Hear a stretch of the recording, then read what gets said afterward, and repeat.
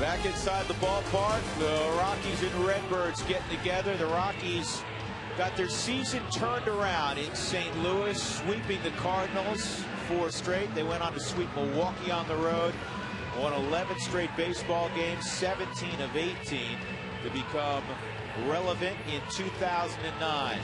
And now 8 ball games remain. The Cardinals batting order for Tony La Russa tonight. Skip Schumacher will be up top. Then Colby Rasmus, Albert Pujols, Matt Holliday. Career numbers for Matt at Coors Field, 357, 300-plus ribbies. Rick Ankiel will be in right field. Yadier Molina will be next. Joe Thurston, a left-handed bat at third base. Brendan Ryan drops from the 2-hole to the 8-hole. As you can see, La Russa loading up on left-handed bats against Ubaldo Jimenez, who walks to the mound.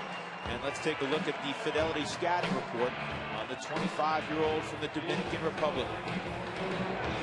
Why don't you join us, fans? Tonight's the giveaway with the rally towels. 25,000 of them, and they're waving them. They're behind these Rockies as they take on the Cardinals in Game 2 of this 3-game set. With Ubaldo Jimenez, this is awesome. From the upper deck all the way down. Let's look at the Fidelity scouting report on Ubaldo Jimenez. 93 to 100, exploding in on the hitters. Curveball 12-6, slider, late quick break action on that can turn into a cutter, and then be a little flat at times, but the velocity gets the hitters. Split finger 80 to 89 miles an hour, 14 and 11 overall in the season. Ubaldo in his career has started 3 games against the St. Louis Cardinals, averaging 6 innings per start, averaging 6 hits per start, averaging 3 runs per start. So Ubaldo completing his warm-up pitches. In the outfield, it'll be Carlos Gonzalez, Dexter Fowler, Brad Hoff. The infield, the same as last night. Ian Stewart, Troy Tulowitzki, Clint Barnes, Todd Helton, and your Victoria Alba will catch Jimenez. Could not be a more beautiful night.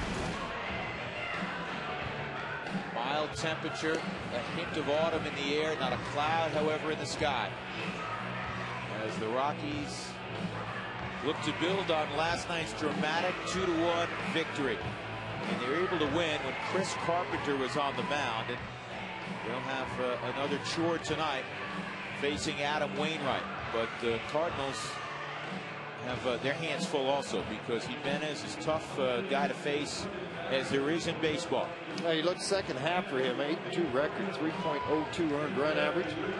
He's 205 innings pitched, 7th in the league. Opposition's hitting 232 against him. Pretty special. And he's developing a nice reputation for a kid still, George. He is 20-9 in the second half. See those numbers, 6 and 9, a little higher earned run average. Got after it in the last 13 starts. 20-9 in his career, and he is set to go. He adjusts the cap. Skip Schumacher steps in. And glad you are with us. The first pitch of the ball game, a fastball high and away, ball 1. Crowd last night of just under 49,000, the 5th sellout of the year. Expect another big crowd. That's up 2-0.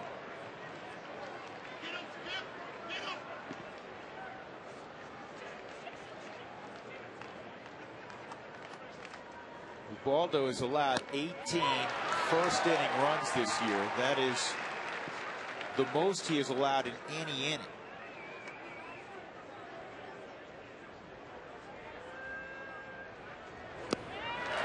That looked like a split, George.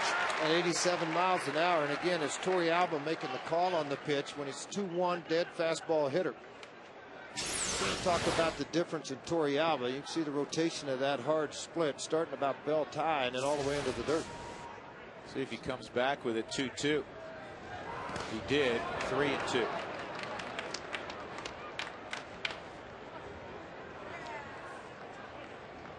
It's one of the things that Ubaldo will have to work through in his career. The game plan will be the same against him until he establishes that he can work ahead of hitters, particularly early in the game. They're going to wait on it. And Schumacher actually helped him out. That was ball 4. 3-2 split finger, 3 in a row that he's thrown. I don't know if we've seen that before. Well, obviously, I mean, it's something that has been a telltale sign down in the bullpen as he warmed up.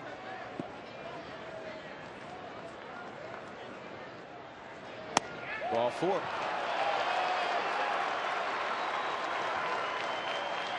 Well, a lot of people look at that last pitch, hope that it would be called by Dan Iasagna, who was behind the plate tonight. But again, he swung at 3 pitches that would have been ball 4 prior to that. Larry Vanover's the crew chief. Larry's at first base. Sam Holbrook at second. Mike Winters is at third. And don't be surprised if you see Rasmus bunt here.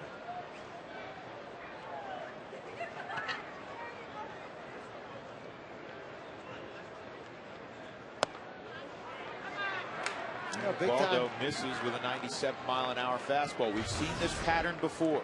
And out of the stretch, out of the windup, both. Rasmus this year came to the big league, 16 home runs, 51 RBIs. A couple of years ago in Springfield, 29 home runs and 72 RBIs in the leadoff position for their Springfield ball club. Voted their minor league player of the year 07, 08, 06, 07, and 08. His brother was a supplemental round draft. His dad a 10th round draft pick. It's in the family. Evidently. 2-0 on Rasmus. Schumacher, a leadoff guy, but not really a base stealer. And that catches the corner.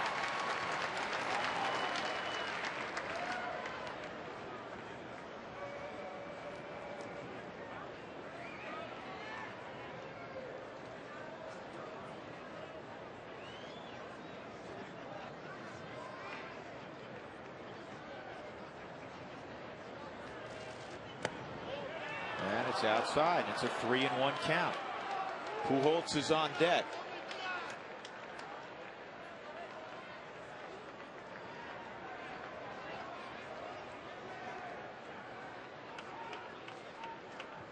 And now you're getting a fastball count no matter how hard you throw.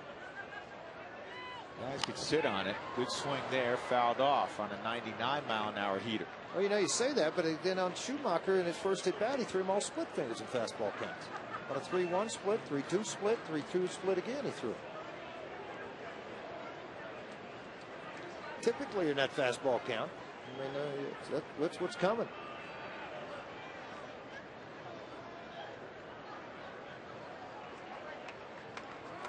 Three and 2 count again, and Torrealba will get together at the mound with Jimenez. See if Schumacher is in motion here. Again, he is not a blazer. Of course, Jimenez has the ability to get a swing and a miss. Well, with Schumacher, what you have is a guy that can really extend pitch counts. He gets walks. He gets on base a lot of different ways. But he's not your prototypical leadoff guy. He's not a stealing base. Just 2 on the season. Conservative lead. He's not going, and this is a broken bat. Dropped at second, and no throw to first.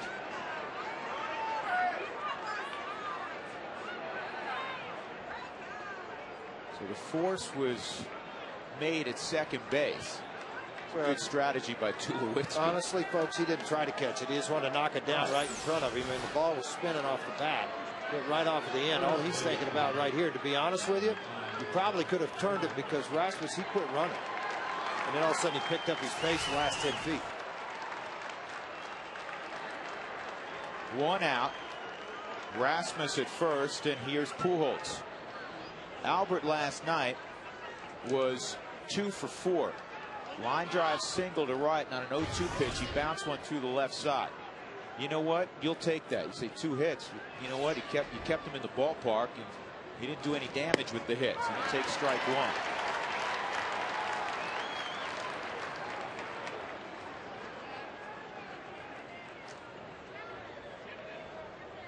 His numbers against Jimenez career-wise.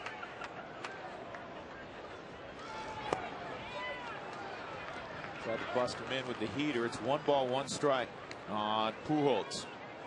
331 average, 47 home runs, 129 RBIs.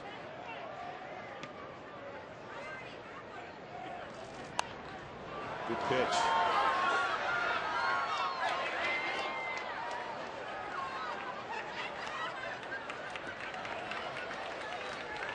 Backed up a little bit, tied him up. Home run leaders. Albert Pujols with 47. Fielder Mark Reynolds 43.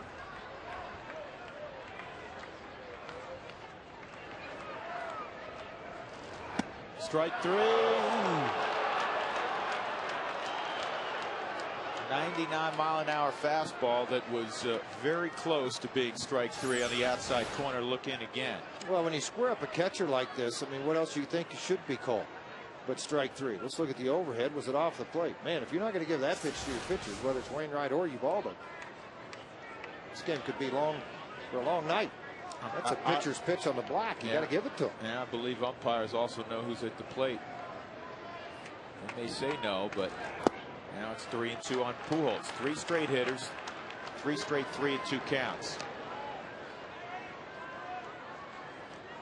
Sure, as a pitcher, you have to control your emotions, George. When you believe you struck out the best hitter in the game.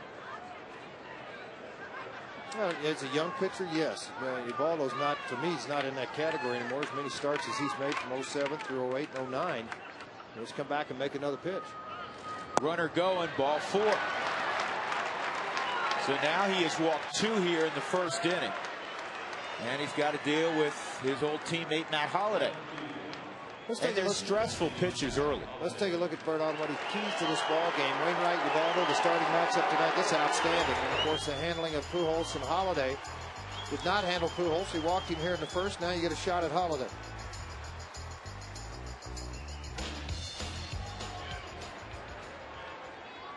Ubaldo's thrown 19 pitches already.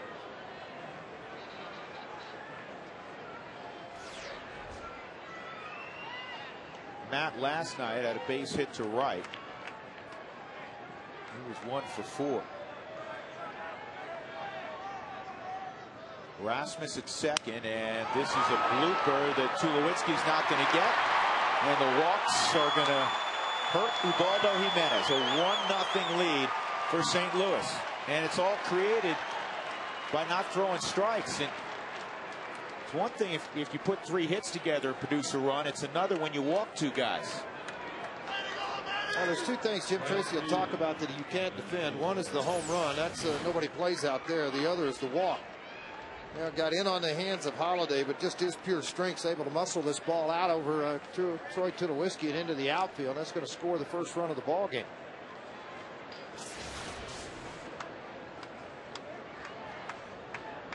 Rick Ankiel at the plate. Now you have to be concerned with Holliday taking off. 14 stolen bases combined on the season for Holliday between Oakland and St. Louis. He's been caught 6 times.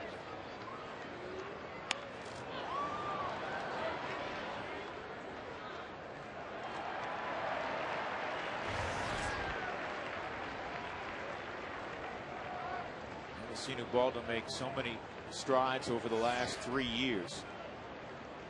And the next step he has to make clearly is coming out of the gate, throwing strikes. Especially the way he's going to match up, George. He's going to match up with a lot of 1s and 2s.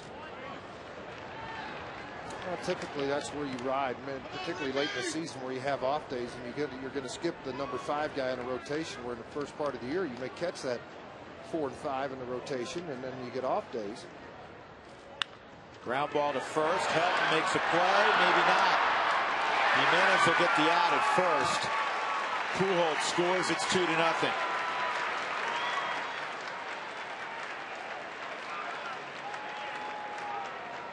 And already St. Louis has a 2-0 lead for an 18-game winner. A ball hit right over. Look at Helton. He's got to dive for this thing, pick it up, and then when it dropped, Jimenez very alertly grabbed the baseball and got to first base ahead of Ankiel. Yadier Molina with Holliday at second.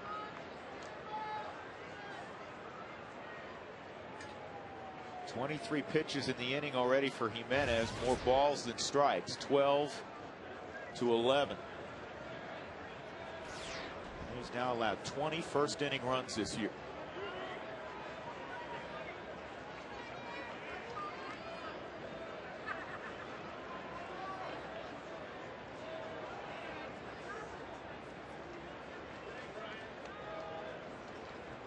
Molina hitless last night, snapped a 7-game hitting streak, takes a slider for a strike.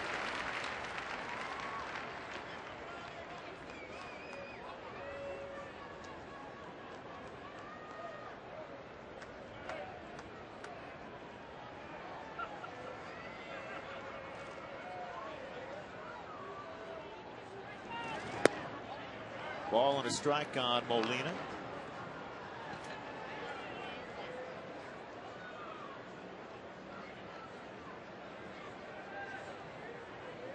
Yadier, there are a lot of similarities between the brothers. Yadier, Benji, Jose, they're all great receivers. And that's a base hit to right. Holiday with Hop throwing, and Matt's going to beat the throw easily. 3-0. The absolute last thing, not only that you imagined happening, but that could happen, has occurred. Jimenez is allowed 3 in the first.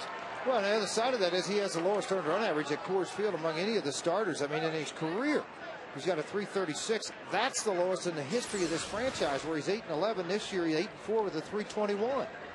Molina just shoots this ball through the right side on a fastball at 98. The throw by Hop, because the ball was not hit that hard. Hop had to charge the baseball. Of course, Holiday with 2 outs. He gets a huge jump. Jose Oquendo sends him to the house. Well ahead of the throw from Hop. He's safe at the plate, and it's 3-0.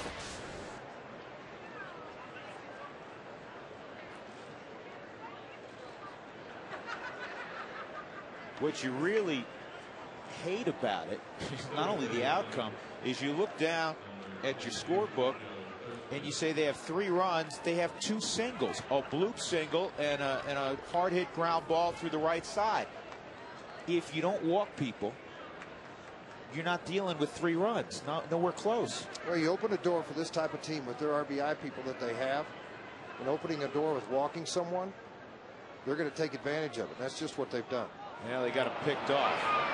Molina tried to go first move. I don't know why. Well, a very difficult first inning for Ubaldo Jimenez.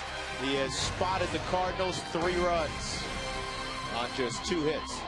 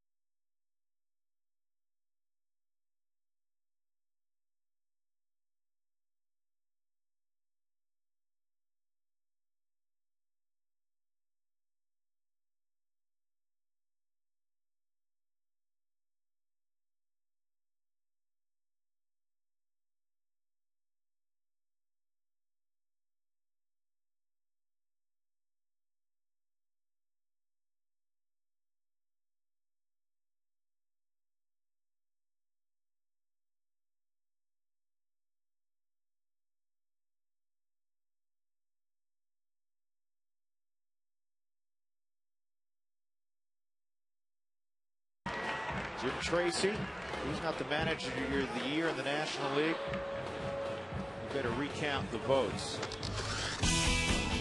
Should be the Rockies' 2nd National League Manager of the Year. Don Baylor won it in 1995. Here's his order: Carlos Gonzalez, Dexter Fowler. You'll notice the only change: Ian Stewart slides up to the 5 spot. Torrealba gets 6. Brad Hop slides to the 7 spot. And then Clint Barmas and Ubaldo Jimenez. A lot of similarities between the guy on the hill tonight, Adam Wainwright, and the guy the Rockies faced last night, Chris Carpenter. 6'7", 230-pound Chris Carpenter. You will see a 4-pitch mix. I mean, this guy's pretty. I'm sorry, Chris Carpenter. That was last night. How about Adam Wainwright tonight?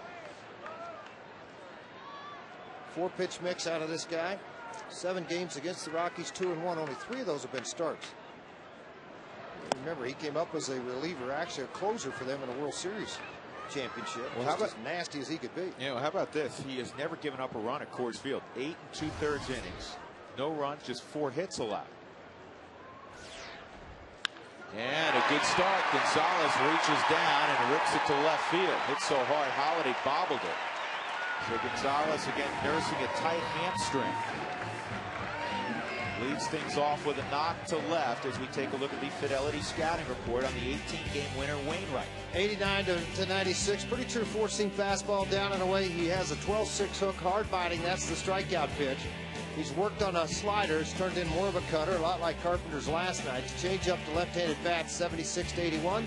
That's the pitch that Gonzalez just hit off of Wainwright. I thought it was interesting, too. Add a little bit to this. In his 7 starts against the National League West, he has 3 losses: San Francisco, Colorado, and Arizona. In those losses, he has a earned run average over 4. In his 2 wins, 15 shutout innings.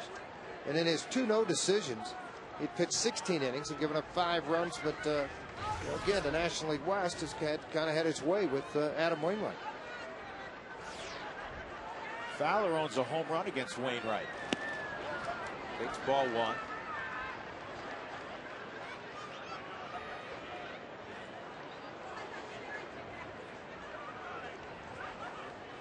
Well, the Rockies, one of the best teams in baseball this year against right-handed starters. They're 21 games over 500 against right-handed starters, 63 and 42.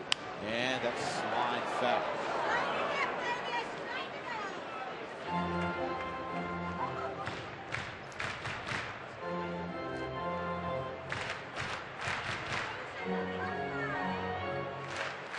Yeah, like the Rockies, St. Louis very tough when they score first. They're 69 and 22. Hopefully the Rockies can hand them loss number 23 in that category. 2-1. I'm sure that last night Wainwright watched a lot on Carpenter last night. He did throw a lot of curveballs for strikes, and that's maybe why he's going early to fastball changeup and just trying to get a location of it. That last pitch a changeup, but it was out of the zone. Carpenter didn't necessarily complain about it. Tony La Russa after the ball game was saying that Carpenter took a while to get used to the mound. Runner going, and this is in the air to shallow right field, and the catch is made by Skip Schumacher. 1 out. Now bring up Pelt. Here's the defensive alignment for St. Louis: Holiday, Rasmus, and Keel. Joe Thurston's at third base. Brendan Ryan, Skip Schumacher up the middle. Pujols with a Gold Glove at first, and Yadier Molina with a Gold Glove behind the plate.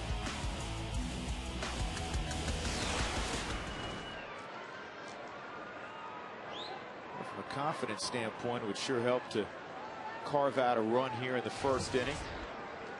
Counter what St. Louis was able to do. Another huge crowd at Coors Field. Probably a lot of folks just getting to their seat, looking up, saying 3-0. What happened?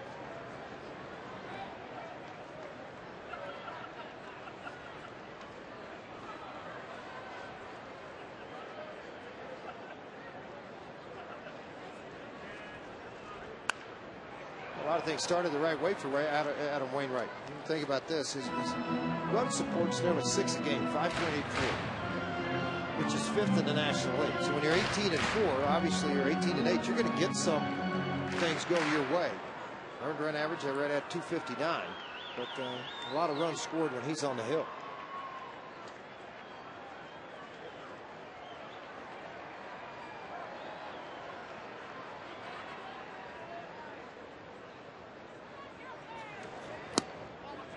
Tell you one thing jumps out at you. Think about this: he's 7-7 in St. Louis. With a 193 earned run average, 11-1 out on the road this year with a 348 earned run average.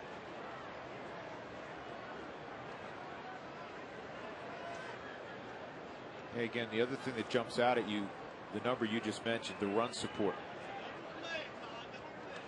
And he's got early run support tonight. There's a base hit to left.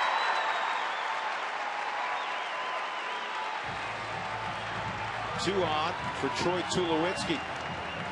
Fans feed your Rockies fever at Taco Bell. When the Rockies score 7+, go to Taco Bell the following day in the state and receive 4 tacos for $1 between 4 and 6.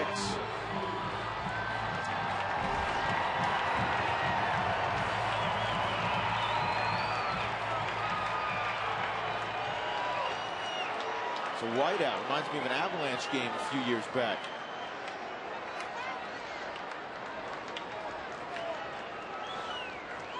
Tulowitzki threw out a couple of hits last night. And he takes a strike. Then I saw him, I'll let you know, he kind of jabs the air with the right fist.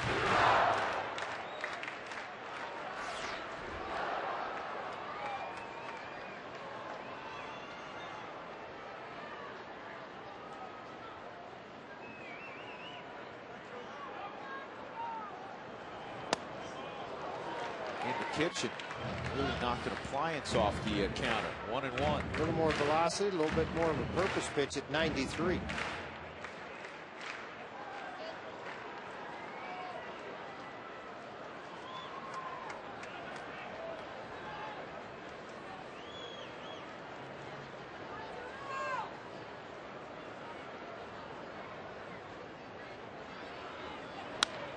And this will pop up the shallow right. It could be a problem.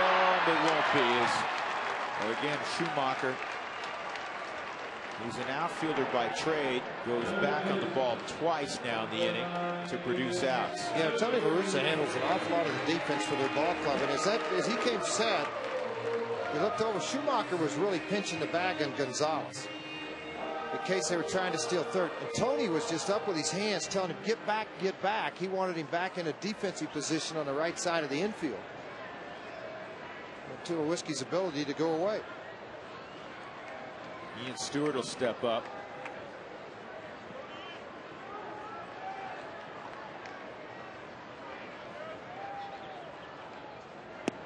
That's a strike.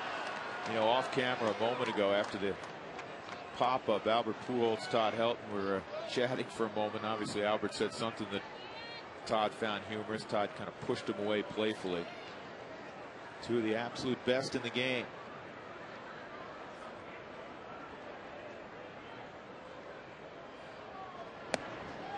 One and one.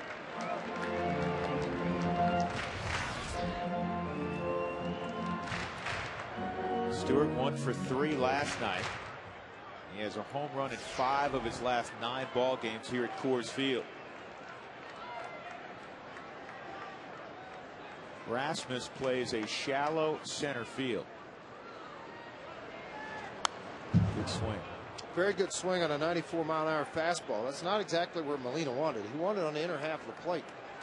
But it ran back, and Stewart was able to fight the thing off. Struggles with men in scoring position, a 193 average for Stewart. He's 1 for 2 against Wainwright. 2 on, 2 outs, 3-0 St. Louis, bottom of 1. It's funny, you look at Rasmus and how shallow he's playing, George, and you look at Ankiel, who when he plays center field typically plays a shallow center field. He's playing relatively shallow right field. Yeah, he and Rasmus both, to me, are very shallow in center and right. Well, they watched together, it was pretty good. Outside, 3-2. Jim Edmonds, who played a very shallow center field and kind of trained, really worked with Rasmus and Ankiel when he was still in a Cardinal uniform 2 or 3 years ago when this youngster Rasmus was coming to the big league. Yeah, but as you know, George, you can have a personal philosophy. If it doesn't fit Tony La Russa's overall philosophy, you're not going to be playing there. So Tony has to okay it. Here's the 3-2, runners going, and it's fouled off at the plate. And Yadier Molina comes hopping out of there.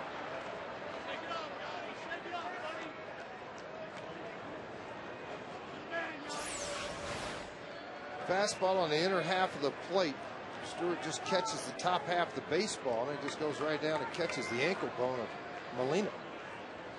It was amazing how much equipment a catcher has on and how frequently the baseball avoids that equipment.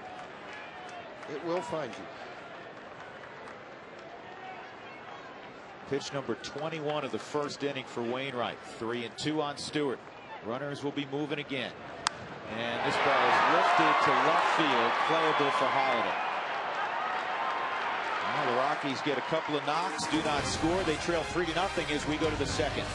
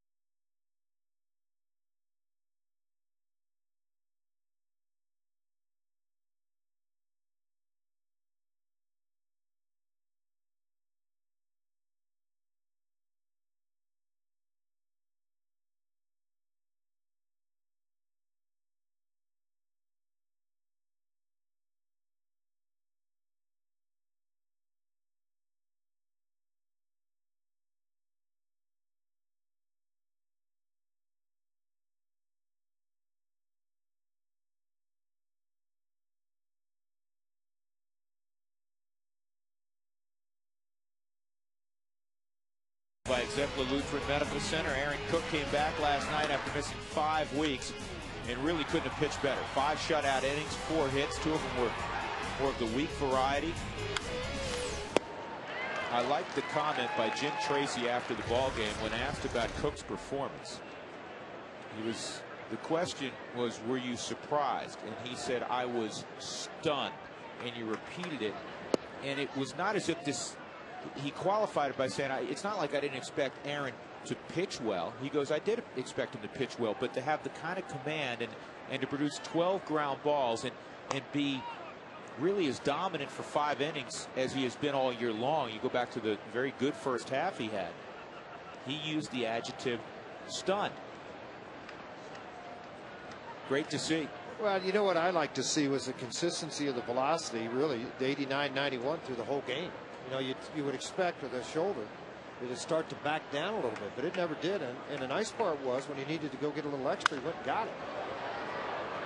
Joe Thurston pulls it foul. He'll need new lumber. 2-2. Well, the Cardinals' magic number is 1. The Cubs have already defeated the Giants again. That's 3 straight for Chicago in San Francisco. The Giants' hopes of challenging for the wild card in the Rockies are disappearing quickly. Well, last night, one big blow that they had, Molina got hurt yesterday on that foul tip. I don't know if you remember back about a month ago, he got hit on the back of the hand of an overswing. Then he got 2 foul tips on the fingertips. Well, the other day he got a bad one on Thursday night that bent the fingers all the way back, and he just went to his knees in the dugout. Their high-profile catcher, Buster Posey, started yesterday. I think last night may have been the knockout blow. They had Lincecum on the hill, and Zambrano outpitched him. Yeah, well, he did 2-0. I mean, pretty good ball game. Real good ball game. First punch out of the ball game. Thurston is gone. Brendan Ryan will step up. 3 runs allowed in the first inning by Ubaldo. Only 2 hits. Holiday had a bloop single to center, and Molina hard ground ball through the right side. The run scored because Jimenez walked 2 of the first 3 hitters. You know, it was a swing pitch in that inning, George, for me, and I'm going to guess for you. The 2-2, or excuse me, the 1-2 pitch to Pujols where he painted the black. Big pitch, huge. And he didn't get the strike 3. And that's it's not an excuse. You got to come back. All right, you didn't get it. You got to make another pitch, and then he ended up walking Pujols. Slider, 1-2.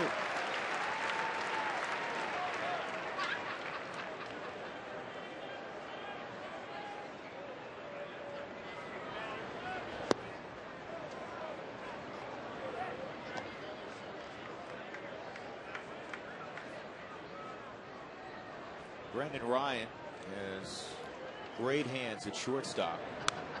Watch out, that flying over the Cardinals dugout. Or go in the dugout. And underneath, yeah. Not sure where it ended up, but it went down in there somewhere.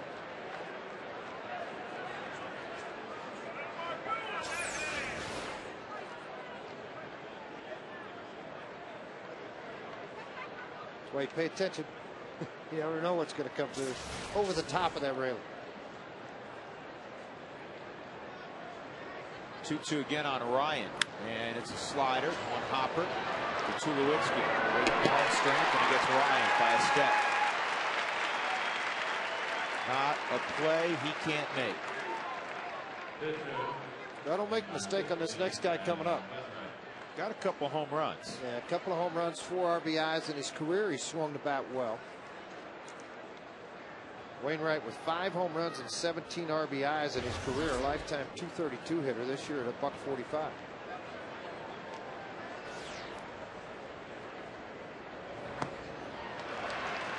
Wainwright, who was born in Longview, Texas.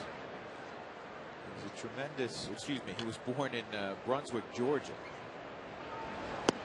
Typical, a lot of Georgia kids we've seen in the big leagues the last 10 years. A tremendous athlete. He was an all-state high school football player.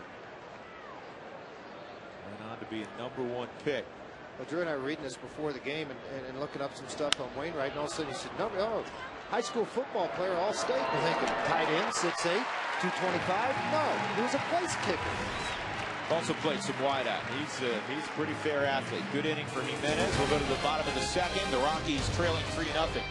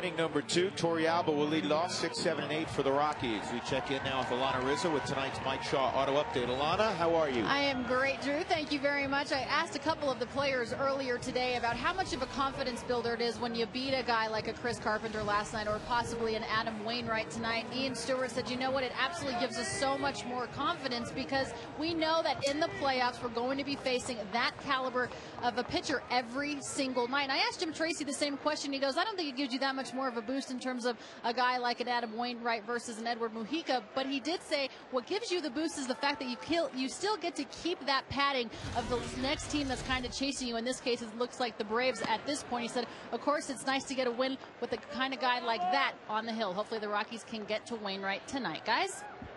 Well, they swung the bat, Alana, well in the first inning. Didn't get a run. A couple of hard singles. But then you give Wainwright credit. You got the pop out from Tulowitzki and a fly ball from Ian Stewart. That pitch expanded the zone a little bit. Well, reminiscent exactly what Pujols got called a ball. I know it's Albert Pujols. I understand all of that. But you know what? If a guy makes a pitch, he makes the pitch. You've got to blind yourself of who's at the plate, who's on the mound, the whole deal. If a guy makes a pitch, he makes a pitch. That's why I used to think, George, when years ago when you heard some people say, well, Greg Maddux has earned getting a couple inches off the plate either way because he can throw it out there consistently. No, you don't. The plate is the plate. And to me, I don't care who's at bat. Guess what? Albert Pujols. Wow.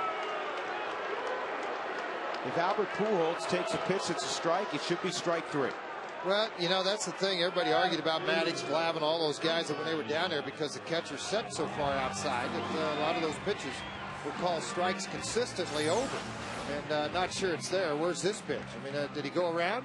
That's what Is that what they're calling? Or is he calling it a strike? I mean, I thought, yes, he did go all the way around. It checked, and there it is. Strike 1 on Brad Hopp. 1 out. First time this year Hopp is hitting the 7-hole. And he's behind 0-2.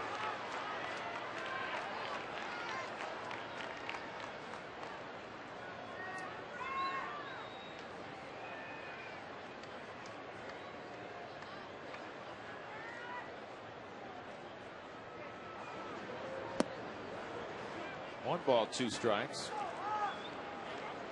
Hopp is a career .282 hitter. And you look at his average tonight, .283. It's amazing how major league hitters who've been around for a while, they establish a baseline and they typically find that baseline. That's strike three. So, see what Brad said. He said that's high. Typically, Brad Hobb doesn't have a lot to say to umpires. Obviously, he's struggling a little bit at the plate. This fastball is going to come in on the plate, a little above the belt area. Caught at the mask. Typically, you don't see that call to strikes. There's 1001, 1002, 1003. Then you get the strikeout call. Frustrating to Jim Tracy and the hitters. Ball one on Clint Barmas. Barmas told me about 5-6 days ago he was just going back to.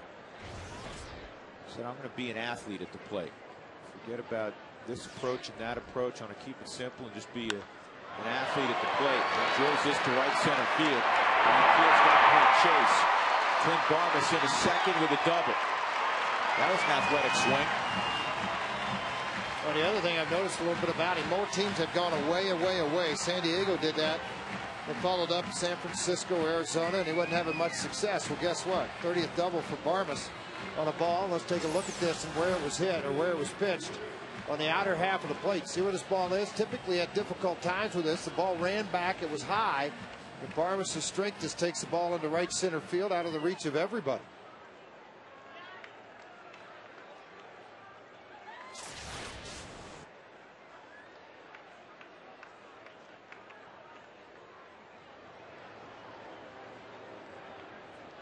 Two outs with Baldo Jimenez at the plate.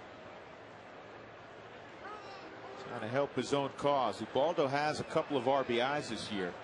And his average a very respectable 236. Yeah, not an automatic out anymore by any means.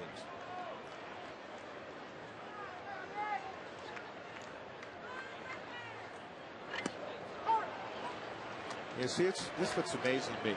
Colby Rasmus, George, is playing the same depth with Jimenez at the plate that he's playing with Ian Stewart at the plate. Well, just as he thinks he has the ability to be able to get back on the baseball.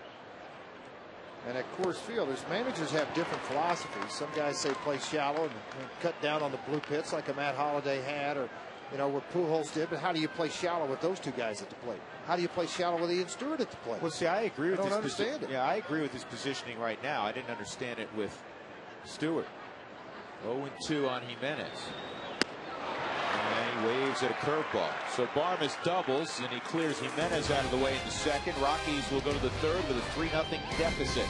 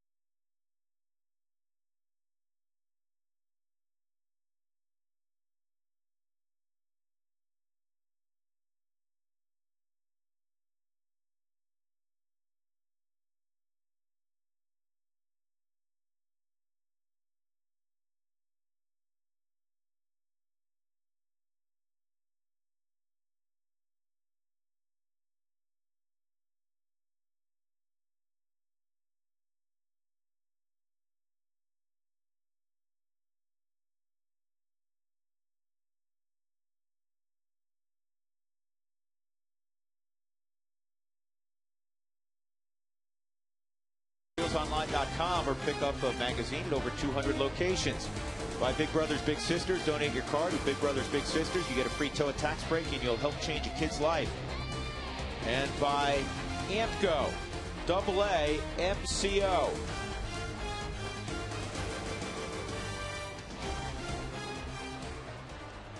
Third inning, Skip Schumacher, Colby Rasmus, Albert Pujols. Top of the order for the Cardinals, who got 3 in the first. with the aid of errant control by Jimenez, who walked 2 of the first 3, and a curveball for a strike.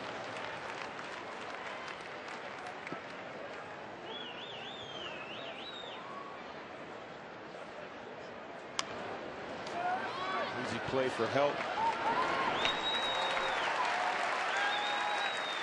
Let's take a look at our Geico quote of the day. Fitting that we would refer to this gentleman, Bobby Cox, the longtime skipper of the Atlanta Braves, recently announced that he'll be back for next year and then head upstairs. It's the best time you'll ever have in your career. Going down the September run in the playoffs and the World Series, it's incredibly fun. It'll get the hair raising on your arms a little bit, but it's a lot of fun.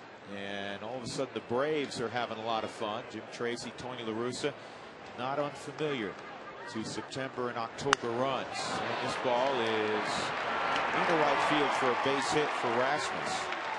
So 1 on and 1 out for Albert Pujols. The Braves won earlier. If you're just joining us, they won 11-5 against Washington in our nation's capital today. So they're 3 behind the Rockies in the wild card. They still have 5 of 8 left against the Nationals. I saw some of the highlights of the Nationals last night, George. They played like the bad news Bears. Yeah, you're talking about the Washington Nationals. They were horrible. Ball between the legs, drop fly ball in left field. I mean, didn't make a pitch when you need to. Just everything that you could think of that went wrong, went wrong. Inside ball 1 on Pujols, who walked and scored in the first.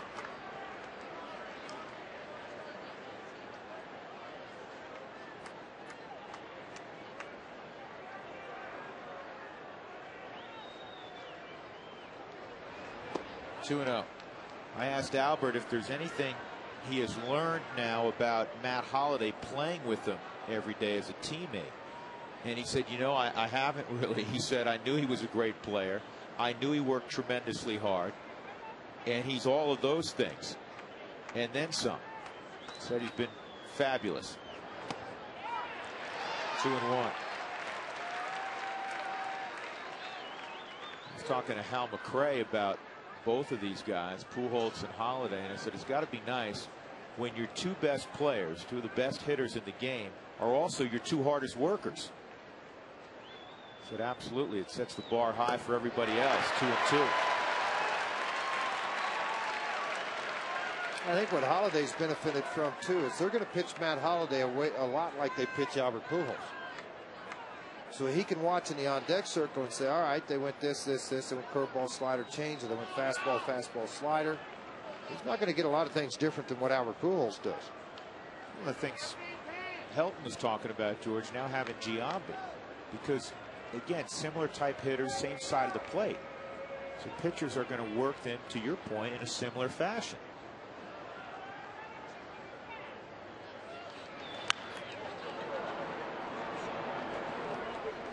So there was a time Jose Akenda, George, the third base coach for the Cardinals, would have fielded that. And it was a long time ago. He was a pretty good shortstop.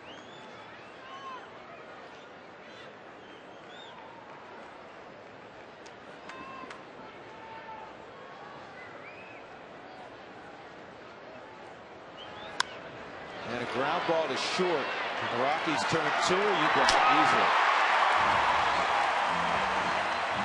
6-4-3 on the turn. The Rockies head to the dugout, trailing 3-0.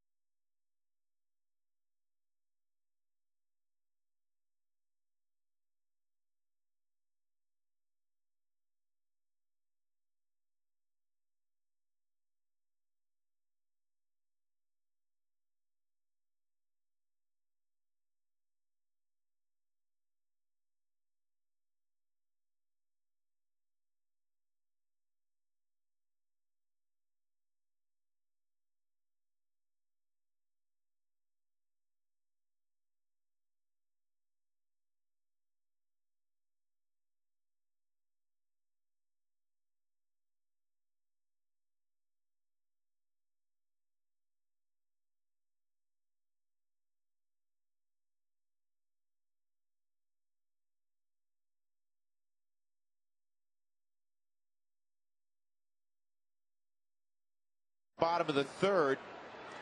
With the top of the order, Carlos Gonzalez ripped a line single to left his first at bat, and he pops this one up. Get out of play. Drift.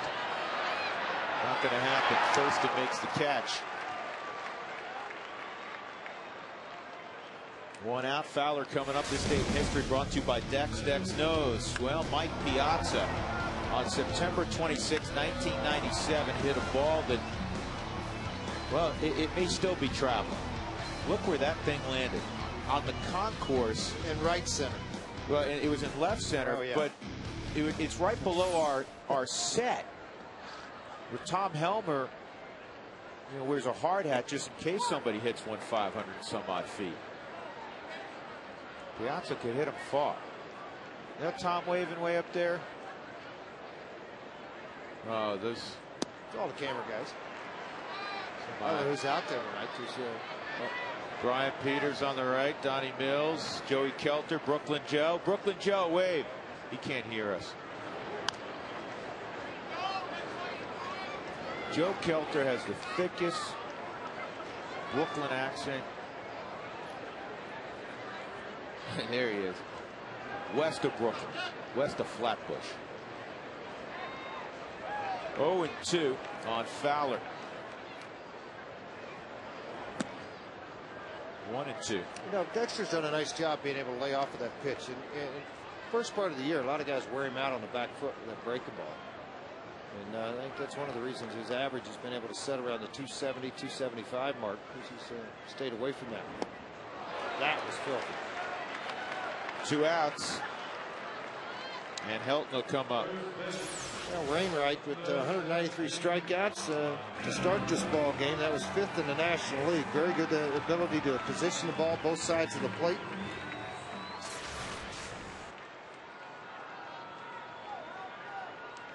Helton also lined a single to left his first time up, and he takes the off-speed delivery for a strike. And Wainwright, George, has been able to establish his curveball where Carpenter really did not last night. Though, we say that. Carpenter only gave up 1 run. Well, he only gave up 1 run, but he utilized his cutter much more than he did his curveball.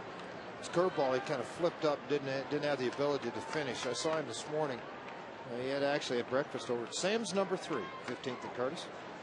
And talked to him. He said, I just had a tough time gripping the baseball. He said it was slick. He was uncomfortable on the mound early. Finally got used to it a little farther along in the ball game.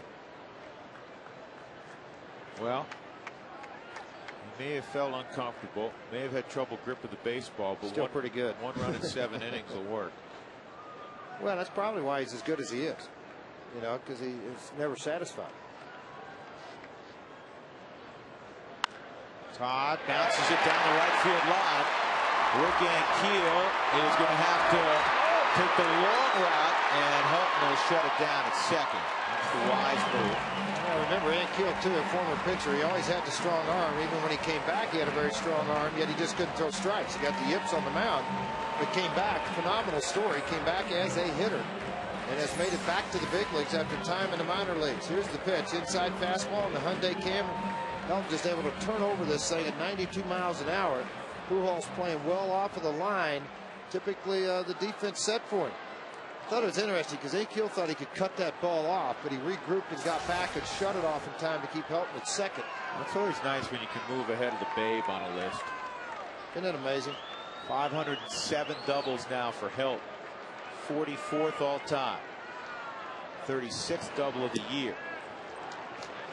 Boy, he would give this dugout a lift, George, with Tulowitzki, who has been phenomenal this year, particularly in the second half, could come through here, break the ice. See if he follows the same pattern. Breaking ball away first at bat, fastball in on his hands.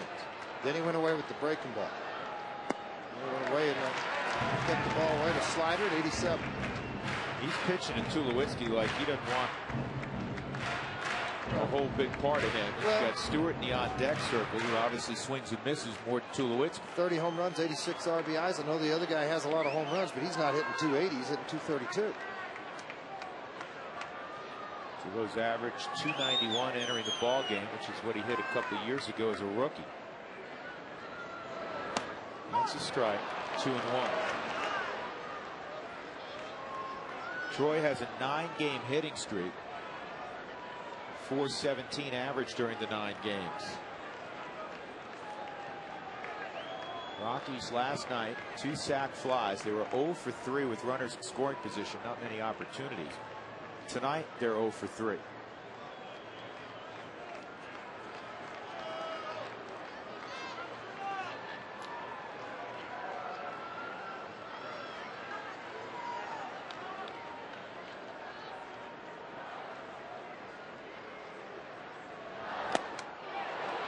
Felt like eventually that's where he would come after he'd stayed away from it. You thought eventually he'll run the fastball in on his hands and probably try to elevate it and jam him. That's what he did before, that little pop fly to second base. Fastball is at 92.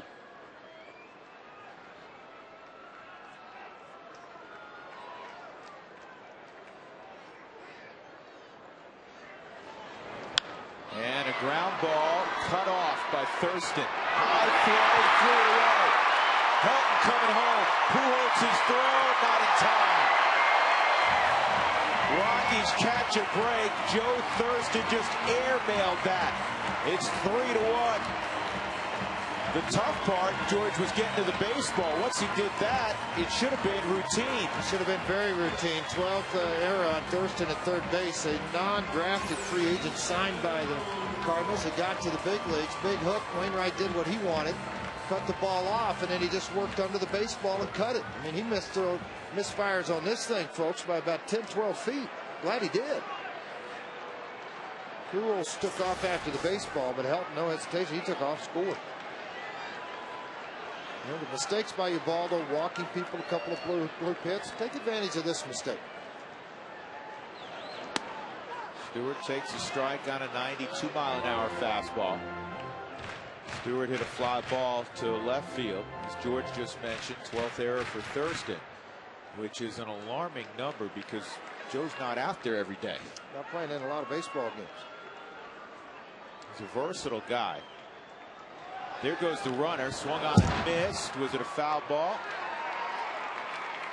Yes. Yep. La Russa likes these kind of guys, George. He likes guys that can play multiple positions because for a National League club, it allows you as a manager to double switch with flexibility. Case in point last night, Skip Schumacher goes from second base to center field. He could take Colby Rasmus out. Well, it's kind of what he likes to do, because Schumacher actually was his natural position was into the outfield. They've made him a second baseman, but by learning how to play second base and do what he has done there, obviously it just gives a lot more avenues to Tony La Russa and what he wants to accomplish. And Thurston has started at third. He has started at second. He started in left field this year.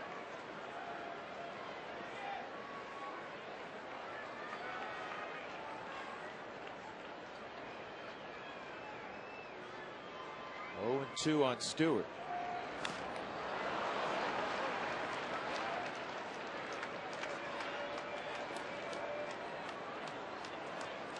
Rockies have had great success against the National League Central this year. 27-10.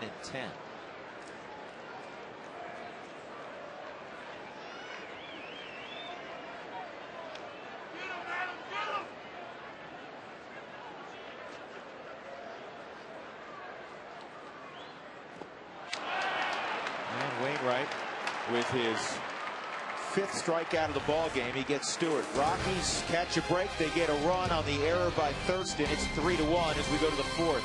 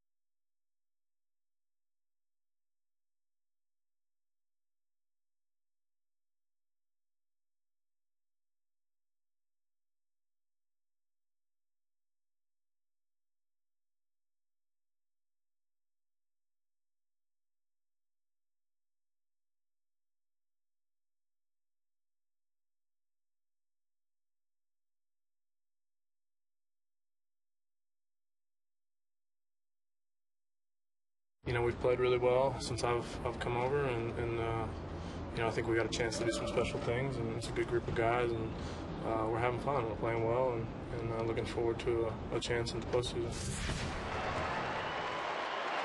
And here is Matt Holliday. Some more boos tonight than last night. Thought most of the reaction was positive for Matt last night. He takes a strike, and it's his turn to look back at Dan Iasagna.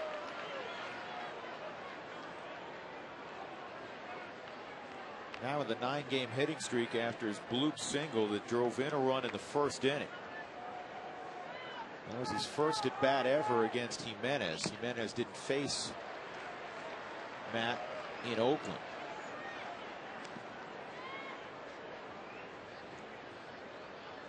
Probably the only other time he has stood in against Jimenez is very early in March when hitters are just tracking pitchers.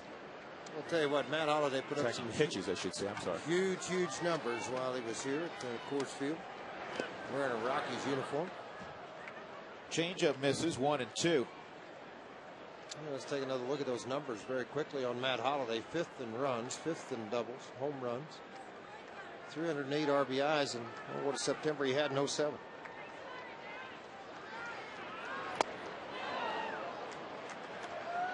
We may be buddies, but moving you off the plate. Well, 2 and 2. You know what? You'd be friends after the game, and everybody realizes the importance of this ball game, and you're going to pitch the way you need to pitch to get to win this thing. Strike 3.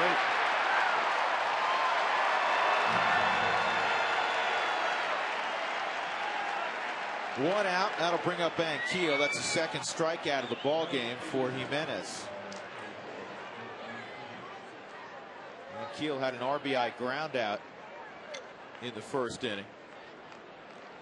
Helton made the stop, couldn't control it, and kind of an odd looking play. Jimenez running over naturally to cover the bag anyhow, just picked up the baseball like it was a ground ball in lacrosse, scooped it up and touched the bag. Unfortunately, a run scored in the process. Dave McKay, good hands. 2-strike count on Ankiel.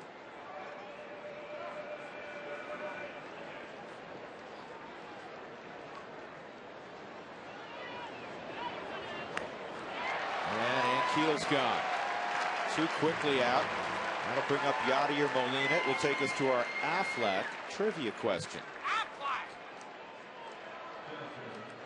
The Rockies have 47 home wins this season. What is their record for most wins in Denver?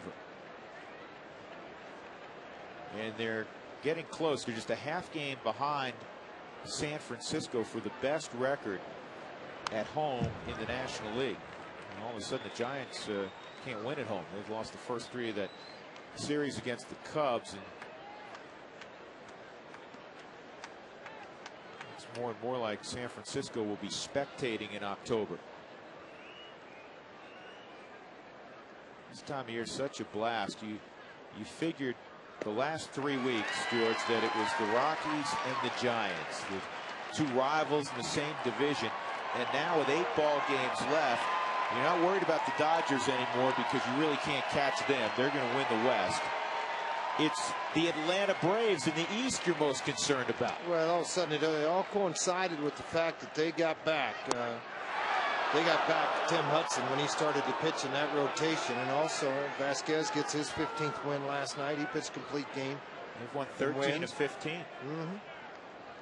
1 and 2 on Molina. The 99-mile-an-hour fastball missed.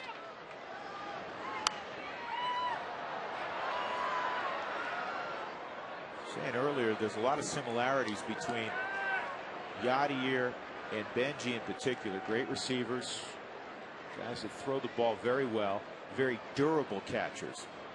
You'll see them play day game after night game, and they both seldom strike out. Benji a little more power.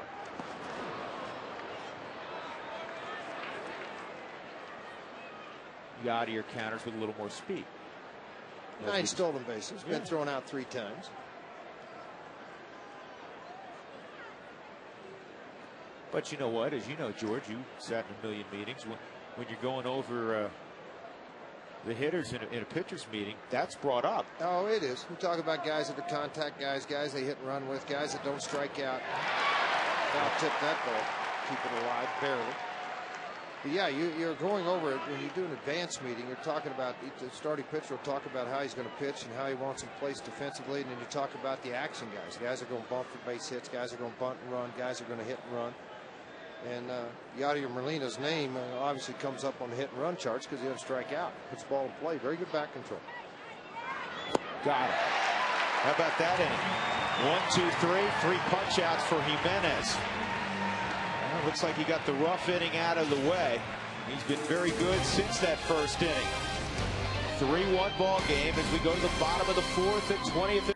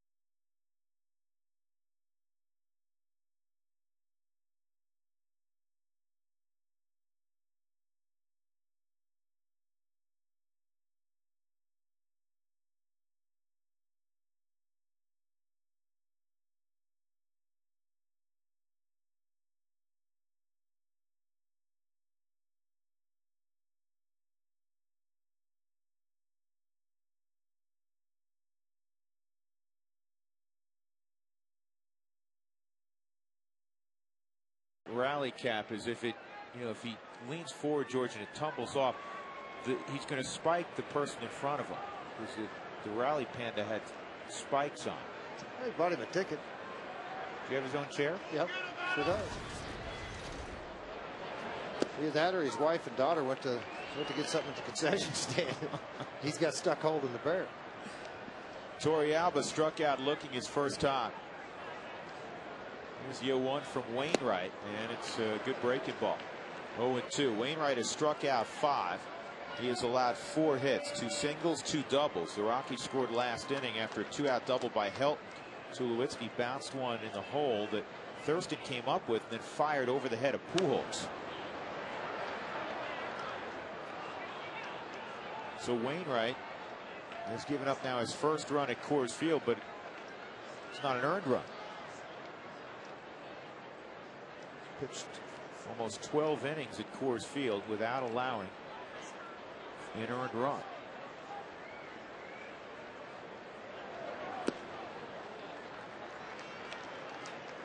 We described him as a former reliever, but he broke into the big leagues like so many great pitching prospects. Initially, they get their feet wet in the bullpen, and Tony La Russa knew down the road he was going to be a starter. Well, he got his feet wet in a big way, though. He was a closer in a World Series. It was nasty. It wasn't like he was long or middle guy coming out of the bullpen. Yeah. Very gifted arm.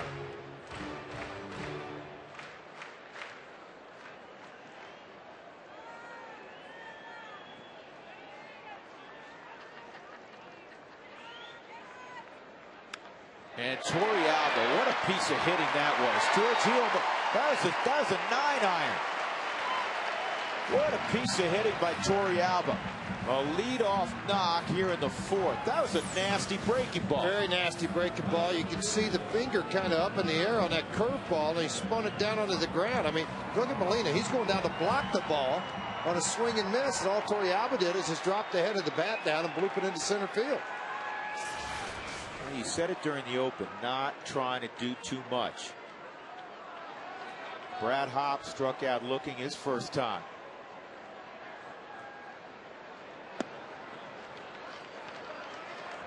Barmes on deck, doubled to right center field. See if the Rockies can get something cranked up here in the bottom half of the lineup.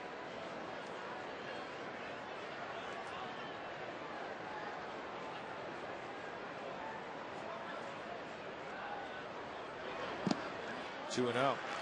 Mentioned in Brad's first at bat that his career average is 282. After striking out, he is sitting at 282. It's just a little bit different, George, this year how he arrived at the 282. He had an extraordinary first half, and obviously he has had a very difficult second half. But again, so many hitters, so many pitchers who've been around for a while arrive at their numbers. In the home runs, he's averaging the mid-20s. The RBIs, he's averaged, 85 to 90 at the 116 year in 07. And he's going to be somewhere you figure in the 80s. Ooh, boy. You know what? I can understand the frustration on both sides tonight with Iasagna, and Jim Tracy's chewing on Dan Iasagna. Yeah, he's not liking it at all, and it excites the crowd. That's what gets everybody upset and fired up. But that, I guarantee you, Jim Tracy's fired up right now in the dugout.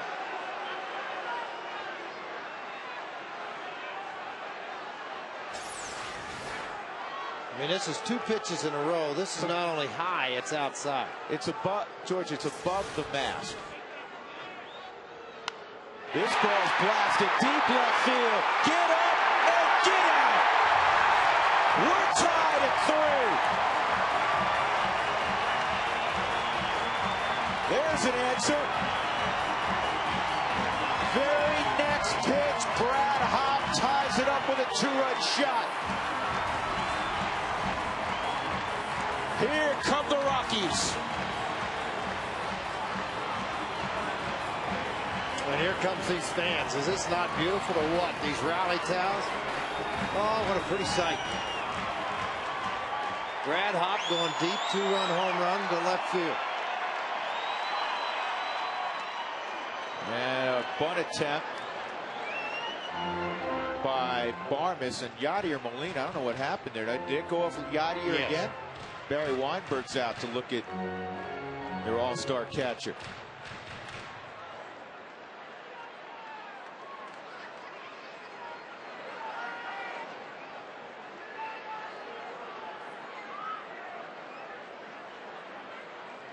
He got right off the kneecap in that area on the knee where it's not covered. It just kind of has a leather strap there where it bends on the shin guard. Brad Hopp, who's down in the lineup to the 7-hole tonight, comes up in a huge, huge way. You got to feel good for him. 81 RBIs for Brad Hopp now in the season. Fastball away, much lower. Hopp with that long and strong swing on the Hyundai cam, and all Holiday can do is watch it get in about the first 4 rows of the seats back there. Watch the reaction to Jim Tracy. One hard clap, that a baby. Well, he's still upset with the umpire behind home plate and the way this game's being called. It started all the way back with Albert Pujols, so carried the Hopp on a strikeout. There's other strikeouts in this game.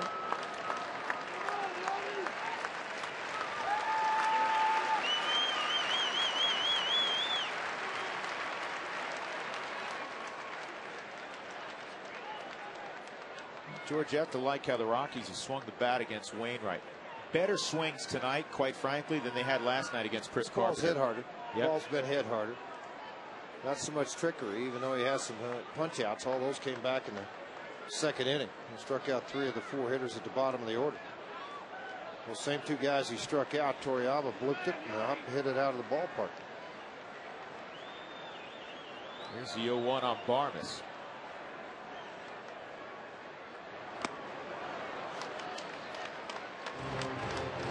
You watch this pitch come in on a bunt attempt by Brad Hopp. He goes up, but right there on the kneecap, a little bit of an exposed area, it got him, and actually ricocheted off of his shin guard all the way to Wainwright, about halfway to the mound.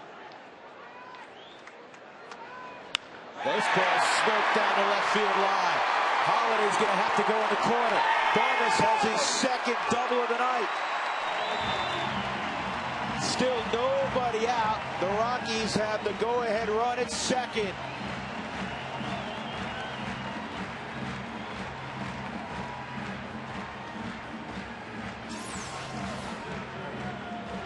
Well ahead in the count. One of the few times the club made the mistake to come inside on Barmes. You're not going to throw the fastball by him. I don't care how hard when the ball's down and in the zone. Jerked her all the way down into the corner. And you got a tie ball game and a golden opportunity with nobody out to get after La Russa and the Cardinals.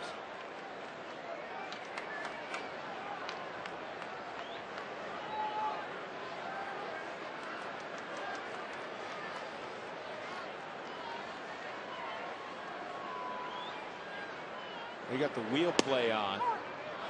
And Jimenez pulled it back. It's a strike.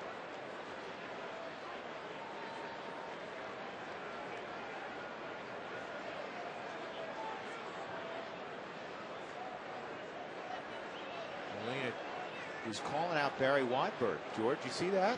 Did Wainwright hurt himself? I think it's more Molina than it is Wainwright. Yeah, you're right. He may not be able to bend. He's done. He can't go.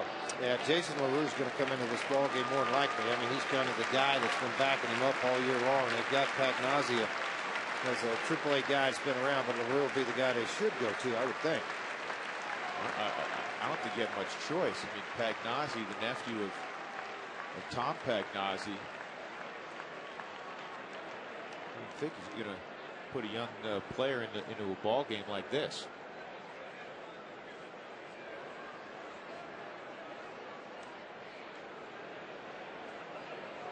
So LaRue's got to get dressed. And we'll have a stoppage in play. 3-3 ball game. Baldo with a one-strike count. The go-ahead run at second on a Clint Barmes double. Let's take a look at the Affleck trivia question again. The Rockies have 47 home wins this season. What's their record for most wins in a season at home? If you had 55, you'd be right. Back in 1996.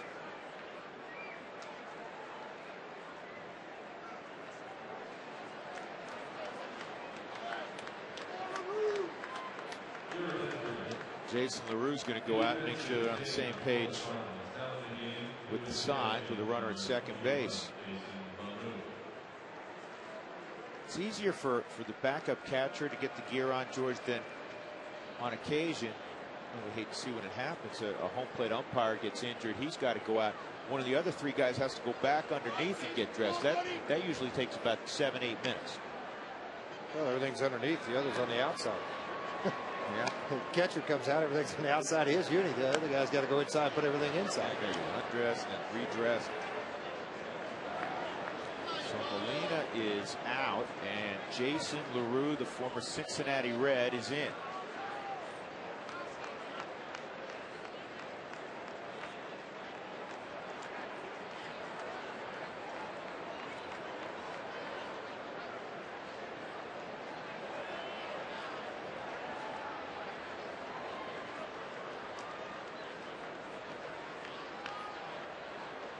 They got the wheel on again, and the slug bunt's on.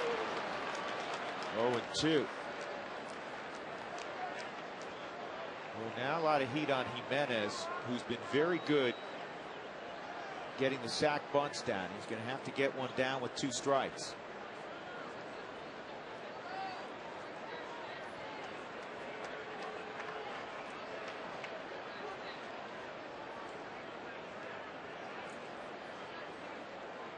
Keep the wheel on, and he offered at it.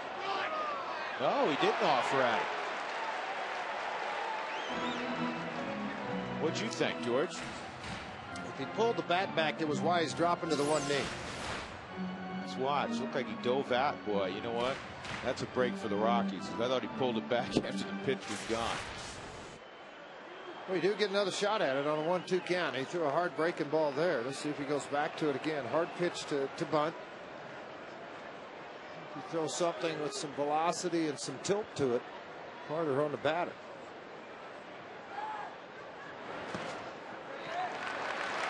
Maybe he'll get a straight one now, 2-2. Well, you also got to remember the effects it has on Wainwright, that he had to wait on a catcher to get dressed. He didn't get any more warm-up pitches than he already has. I mean, he's replacing him. The player coming in gets to throw 8, if he so chooses, to get his arm loose.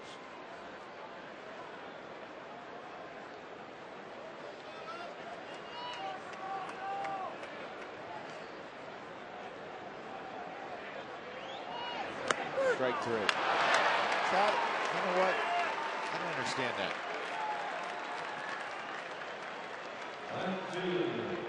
If you're going to bunt, bunt.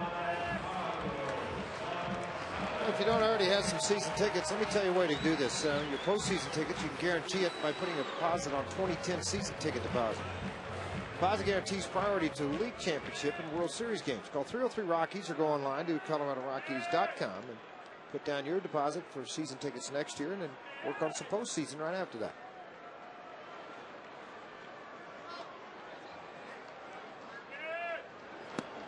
Cargo takes a strike. George, your thought? On just turning him loose or making him bunt either way. Probably didn't look real comfortable to him on the 2 bunts. So I'll just let you swing it, but you can't call it and take it. That's what I'm not trying to get into Jim Tracy's mind or his way of managing things. I'm just saying, in my opinion, I don't think he looked very comfortable bunting the baseball on 2 straight bunts. Actually 3. Yeah, I think it was with the breaking ball. He didn't look comfortable with. Well, of course, if you knew a fastball's coming, and you put it back on. Yeah. You know, but true. Yeah, didn't know that one was coming. Absolutely. 1 ball, 1 strike on Gonzalez with Barmes at second. And good play by Wainwright, and they're going to get Barmes at third. Tell you what, that was a pretty athletic move for a big guy. I really didn't think he could get him.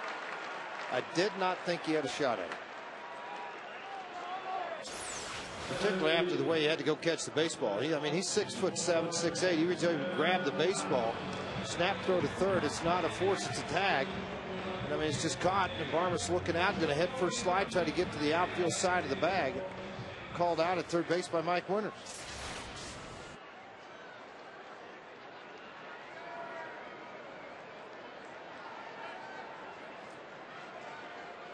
Now Gonzalez at first in a 3-3 game.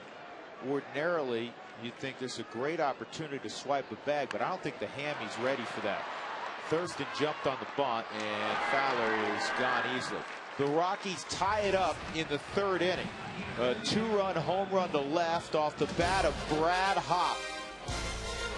Whole new day. 3-3.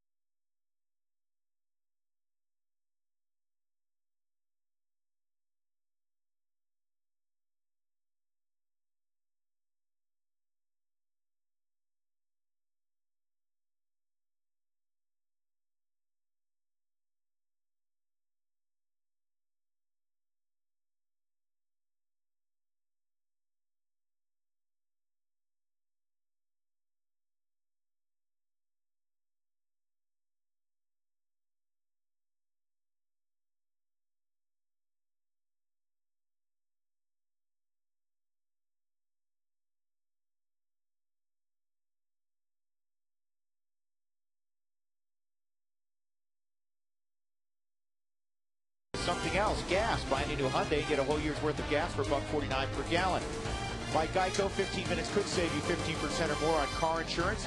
Visit us at geico.com or call 1-800-947-AUTO. And by Comcast Digital Home Phone Service, warm up to unlimited local and long distance. Call 1-800-COMCAST.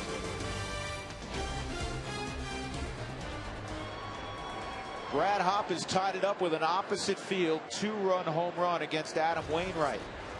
And Joe Thurston bounces one to help. Nice play by Todd over to Jimenez, who caught the baseball and found the bag with his foot. Boy, they make that play look easy, George. You were on the receiving end of that numerous times. It's not as easy as it looks, is it? It's all about timing. It's all about practice, and that's what you do these drills for, not only during spring training every single day for 30 days during spring training, but you do it during the regular season 5 or 6 times just for that purpose. Smart move by Stewart. Come up and let him catch his breath. Jimenez, when he had to go over and cover first base earlier, was a little bit out of breath, and Stu came up, gave him some time to catch it, get himself collected. Brendan Ryan will be stepping in out of the 8-hole.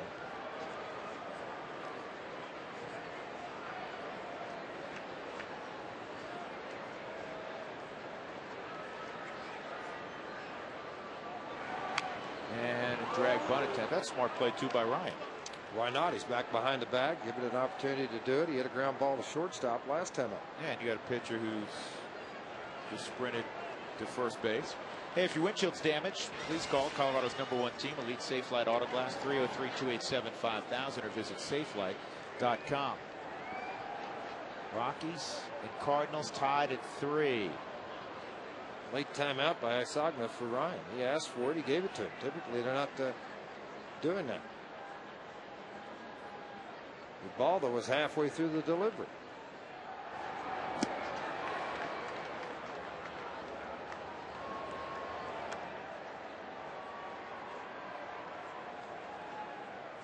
You said this before, George. You're taught as pitchers, if that happens, go ahead and throw the pitch.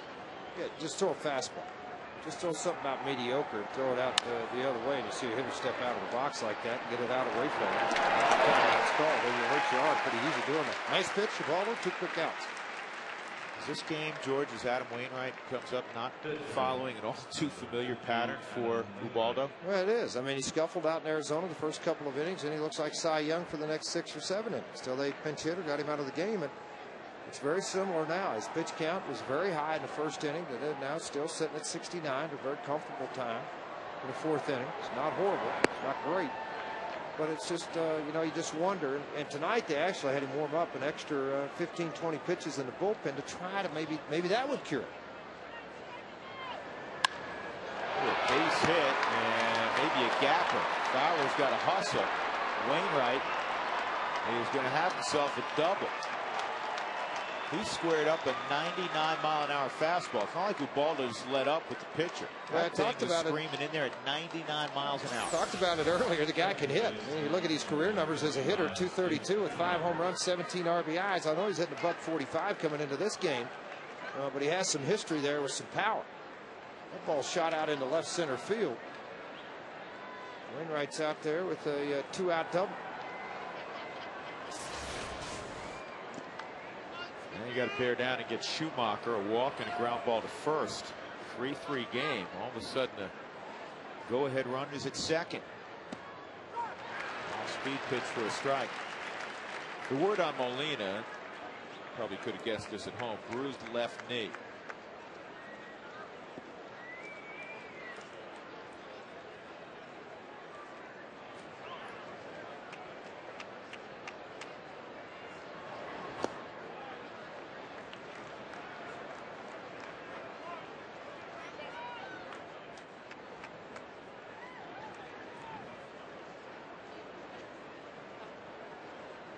Cardinals have had a great second half. They were 49 and 42 at the break, which is very respectable. 40 and 23 in the second half. However, they've been just a 500 team their last 20 ball games. 10 and 10 their last 20.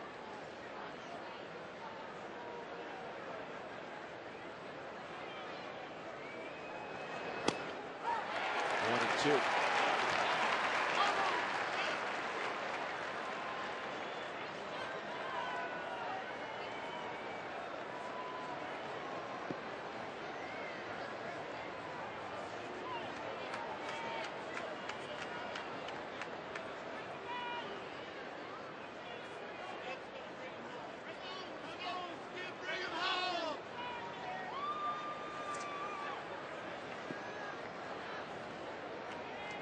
Skip Schumacher, like Ryan Spilborgh's, a product of UCSB, University of Santa Barbara, 2-2.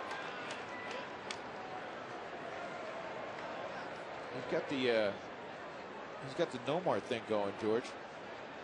Well, not a bad guy to copy after if you can equal what you think he's done. I'll tell you that. Doing all the stuff with the batting gloves, preparation, a little movement up at the plate. 2-2. And the curveball is high, 3-2. See, that's one of those superstitious things that you do with the batting glove, and you tighten everything up every time, and you do all this work on the batting glove to make sure it's all there and it's all tight and it works. That's all superstitious stuff. I call it delay a game. Superstition, nervous habit, maybe as well.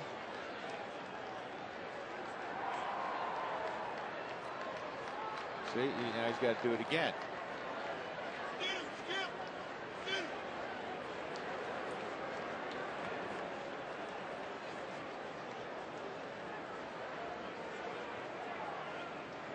Take a look at our Quest high-speed pitch, brought to you by Quest High-Speed Internet. Wainwright's hit 95. Ubaldo's touched triple digits again.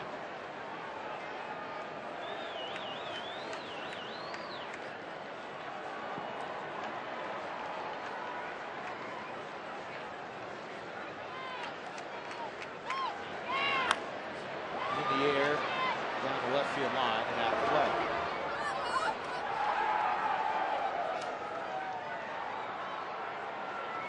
Two games separating Minnesota and Detroit. Twins have won 9 of 10. They're on the way to making it 10 of 11. The 8th inning, they lead Kansas City 11-4, but Detroit leads on the south side of Chicago in the 9th inning 11-5. Great race in the AL Central. That's a good pitch. And a good job by Schumacher just to get a piece of it.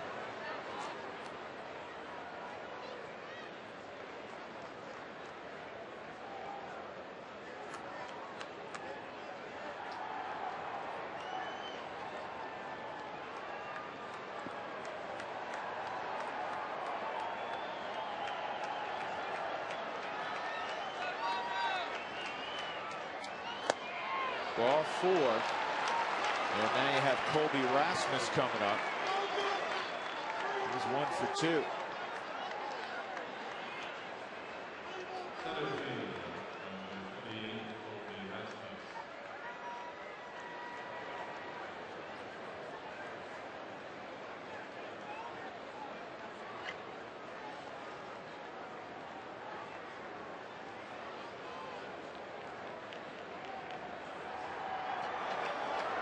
Typical two-hole hitters can handle the bat. Don't be afraid to check and see. You got the right side of the infield with 2 outs and the way back. I'm not saying he's going to do this, but he could lay a bunt down, pull it up the first base line. Only because you got Pujols sitting in the on-deck circle.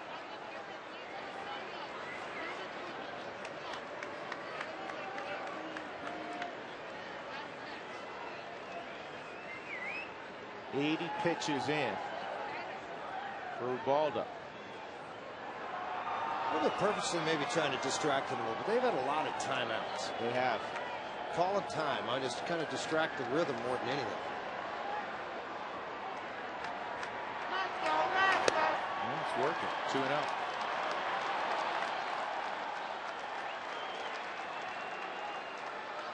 Hal McRae, their hitting coach, a very deliberate guy. Always looking for an edge to try to win a game. Of course, when you have a guy like Pujols and Holiday, it doesn't hurt to have those two hitting in the hole. So 3-4. But you're always looking for an advantage. Taken all the way, wasn't it? A 2-1 count. 2-0 count. He threw the slider. 2-1.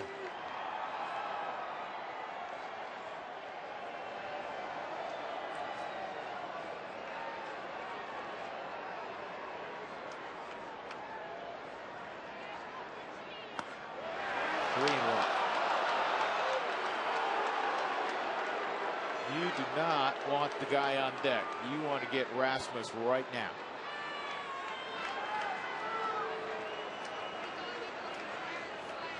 This all began with 2 outs, a double by Wainwright, and then the walk to Schumacher. Now a 3-1 count on Rasmus. He went back to the slider.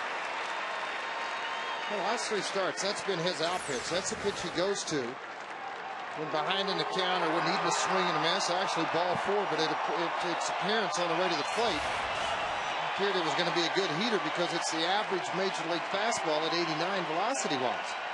Can't lay off that. Heater slider, George. Yeah, it'll slide it right back to it. Hey, if it's good enough to go on a 3-1 count, it's good enough to go on a 3-2 count. Runners will be moving. And he got a huge strikeout. You can tell by Torrealba's reaction. He went to the slider, and he fans Rasmus with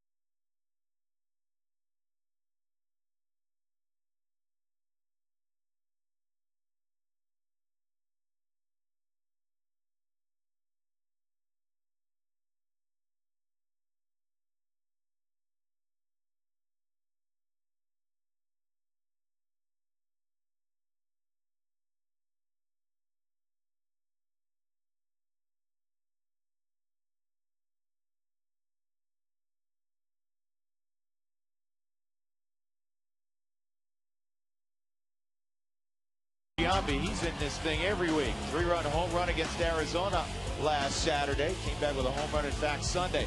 Ubaldo Jimenez out-dueling Dan Herron on Sunday. A run over 7 innings, punched out 8. And last night, Yorvi Torrealba's game winner in the bottom of the 9th inning. Clutch plays of the week brought to you by Amco, AA MCO. Mark DeRosa has come in for Joe Thurston at third base. Thurston hit last inning. I think Tony La Russa looking at the pitch count, figuring maybe an inning or perhaps 2 of Jimenez. So he'll forego the left-handed bat, get a more veteran player, now with 20-plus home runs into the fold. And Mark DeRosa. 3-3 ball game. The Rockies will have Helton to lead it off, who is 2 for 2, a single and a double.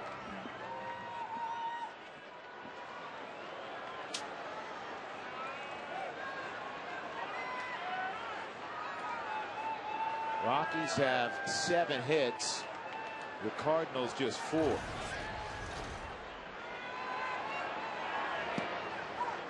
Breaking ball for a strike.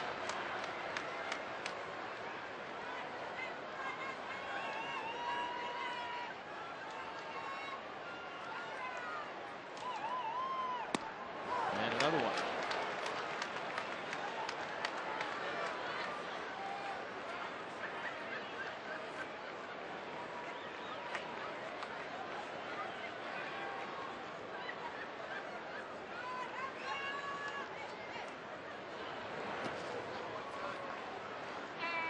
You know, it's around this time of year that you start taking inventory for the individual awards. And we have a bias. Obviously, we see Helton play every day. I sure hope he wins his 4th Gold Glove this year. Deserves it. I think he's deserving. That guy's a great player at first base, but statistically, nobody picks the ball. And believe me, there is a stat for this. There are people that follow it. It's recorded. Nobody has made more pickups of balls in the dirt at first base from their infielders successfully over the last several years than Todd Helton. The fielding percentage right near the top of the league, 2-2. It's just like we talked about earlier. Jim Tracy, it should be unanimous. Manager of the year in the National League. He took over a club that had almost the most losses in baseball. Only Washington had more when he took over in late April. They were 15.5 out, and they're on the cusp of going to the postseason. It is a no-brainer. Fouled off.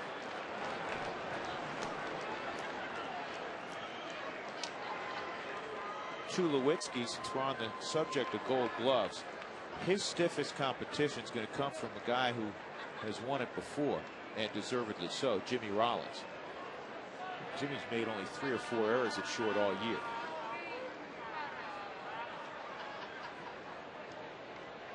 Three and 2 on Helton.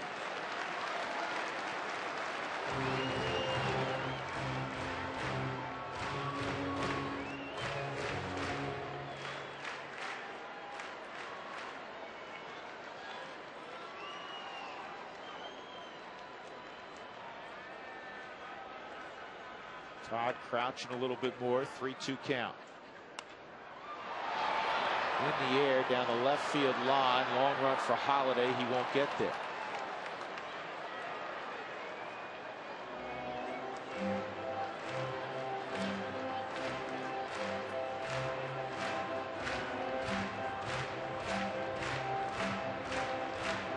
Last night was a relatively quick game, 2 hours 40 minutes. So I think it was only a 2-pack a seed ball game for Holiday. Get into that 3+ hour affair, and that goes through at least 3 packs. He chews seeds. Well, what was it? And all of a sudden those seeds ended up on the internet in 07 after the World Series.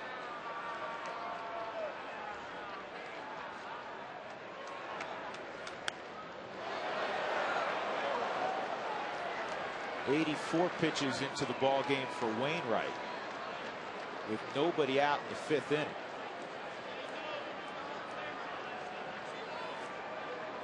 Keep in mind, Tony La Russa's top left-hander pitched more than an inning last night, Trevor Miller, who did have a day off the previous day. This ball back up the middle out through Helton is 3 for 3. That kind of a bat, George, just wears out a pitcher, doesn't it? Yeah, it just builds that pitch count up, that's for sure. Time for the Colorado Mining Association Power Hit of the Week. Troy Tulowitzki with a 3-run home run to right field a couple of days ago. His 30th jack of the year. Did you know that Colorado is the nation's 8th leading producer of gold and ranks first in the production of molybdenum? Over $8 billion in value, all from products mined in Colorado.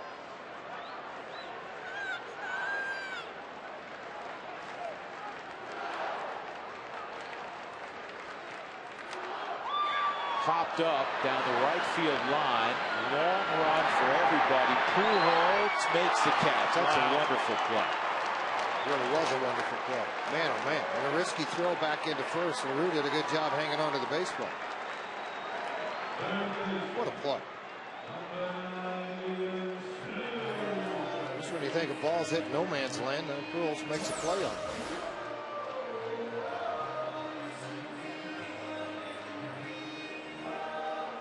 Tell you what, not knowing the ballpark and all of a sudden feeling that gravel under your feet, you don't know how much farther you are over to the wall. And that snap throw back in. Stewart will step up.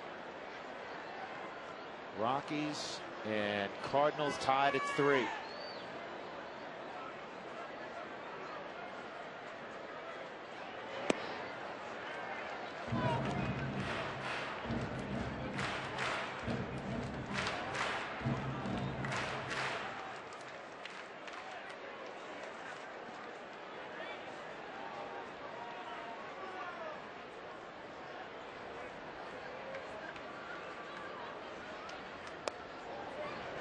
Two and up. Wainwright trying to bust him in.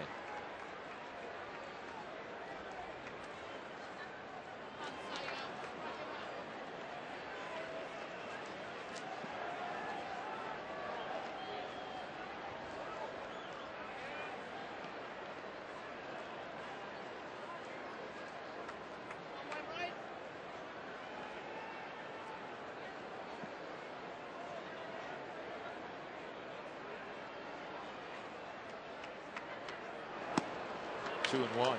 His ability to throw that slider or curveball behind in the count. Why he is what he is. The average pitches per start this year for Wainwright, 106 2/3. He's at 89 right now.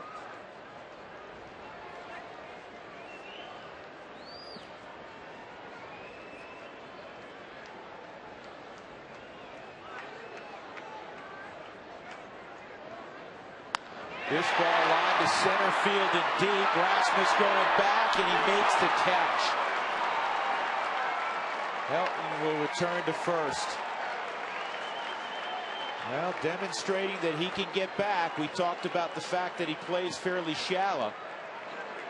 Let's see if he was that shallow on this play. I mean, he did get back on the baseball in a hurry and made a play on this. Yeah, he's pretty shallow. I mean, you look at him, he's right here.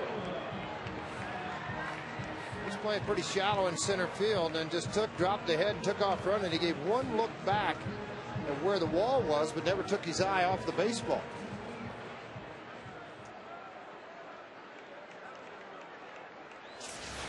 Two outs, Helton at first. Torrealba, who singled, trotted home on the 2-run home run last inning by Brad Hopp.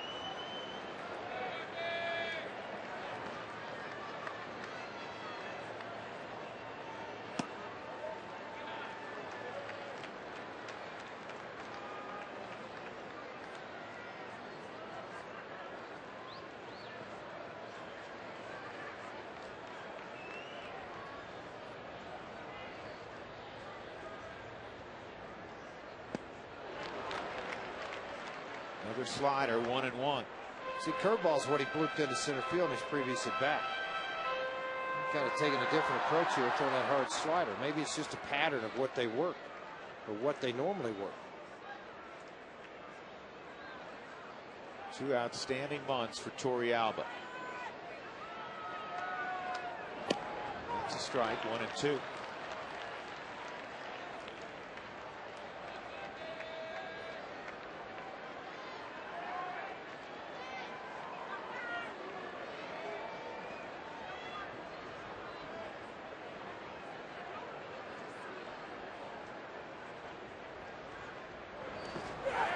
He went.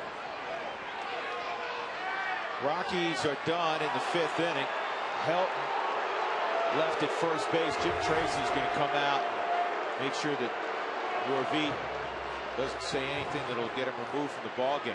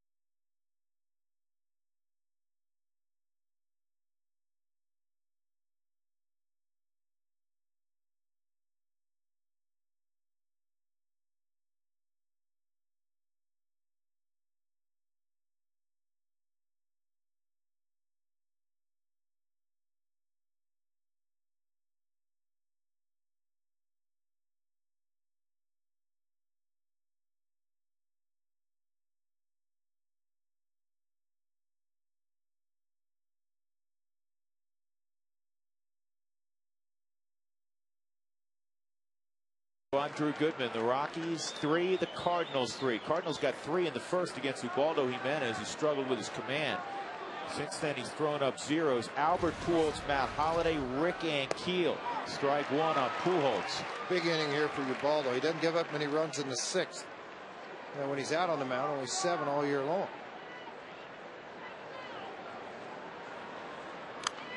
Popped him up. Playable right side. Barmes and Helton. Barmes will take over and foul ground. That's a pretty big out.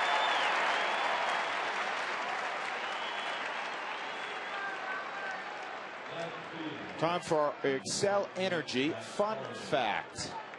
Jim Tracy has 69 wins in 108 ball games this year managing the Rockies. More than both of his seasons with Pittsburgh. A little more talent to work with here in Colorado in 2009. Well, really, 95 one-run losses in Pittsburgh. It all came down to the bullpen. I mean, they just didn't do their job. Line drive left field. Here comes Gonzalez, and Matt Holliday, one pitch, one more out. That'll bring up Ankiel. By the way, when it comes to your water heater, 120 is the magic number. Overheating your water beyond 120 can be wasteful and unsafe. Learn more energy facts at responsiblebynature.com. Ankiel, an RBI ground out and strikeout. 88 pitches in for Jimenez. And that fastball at 98 at the knees.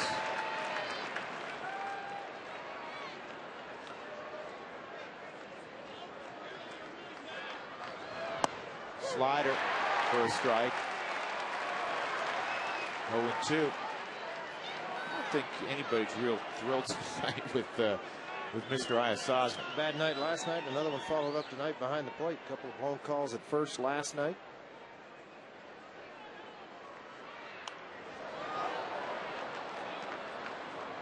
On the 90th pitch of the night, say hello to a 99-mile-an-hour heater.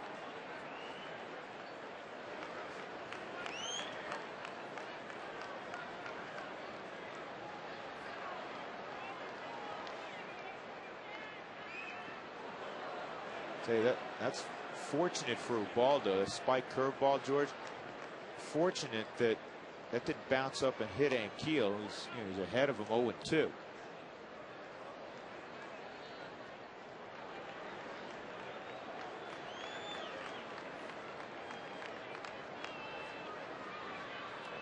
Try to split. 2-2.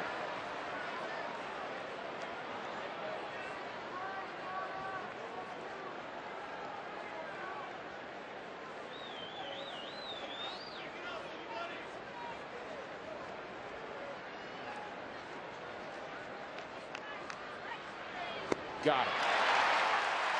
Great inning for Jimenez. He gets Pujols to foul out, Holliday to line out, and the strikeout of Ankiel. And he did it with just a handful of pitches. Brad Hopp tied up the ball game a couple innings ago. He'll lead it off.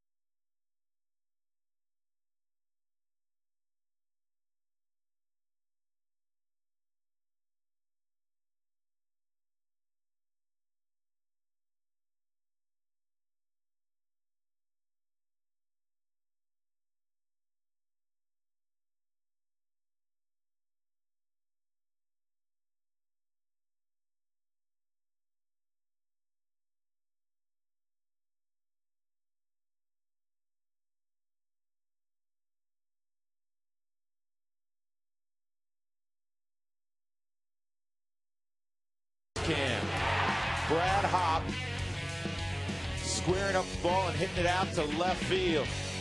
And a Rockies fan taking it from a Cardinals fan, perhaps. That was the Frost Brewed Coors Light Freeze Camp. Tied up this ball game at 3. Brad will lead it off against Adam Wainwright in the bottom of the 6th inning. 3 runs, 8 hits for Colorado. 3 runs, 4 hits, and an error for St. Louis. And the fastball's up high. Wainwright in the mid-90s in pitches. George mentioned last inning that he averages about 106 pitches per out. This ball's hit well to center field. Rasmus can't make the catch. And hop to second, and he'll stop there. I thought off the bat, George, that thing was hit so hard it may not be as easy as Rasmus thought. It stayed in the air and got over his glove. That sure did. I mean, this ball had a lot of backspin on it. That's why it had to carry to it. I don't think Rasmus thought it was going this far, obviously, from the angle he took. He tried to come straight across on the baseball, and then it just had carry beyond his reach. Just missed it out in center field. Now, all of a sudden, you got an opportunity with Clint Barnes to move things around a little bit. There's nobody throwing in the Rockies bullpen. You got a tie ball game at 6th inning. Obviously, Jim Tracy's going to let Barmes swing the bat. Double and a double for Barmes tonight. 2 for 2. Go ahead run at second. And Barmes fouls it back. Well, Jim Tracy before the ball game was asked about having a pinch hit last night for Brad Hopp with Giambi, and that worked out. Giambi with a single left center. Became a 1st and 3rd situation. The next hitter, Torrey Alba, got the game winner on the sac fly. He said it was very, very difficult, excruciating. So, but you know, that's part of leadership. You have to make difficult decisions. And then today he dropped him for the first time all year to the 7 hole. And he was quoted as saying, I know he probably doesn't understand it, why I did it, but as I keep saying, he's one swing from getting closer to figuring it out.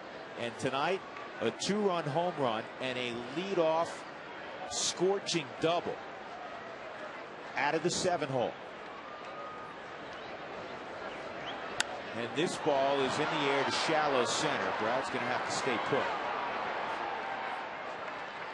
And now Ubaldo will come up with 1 out.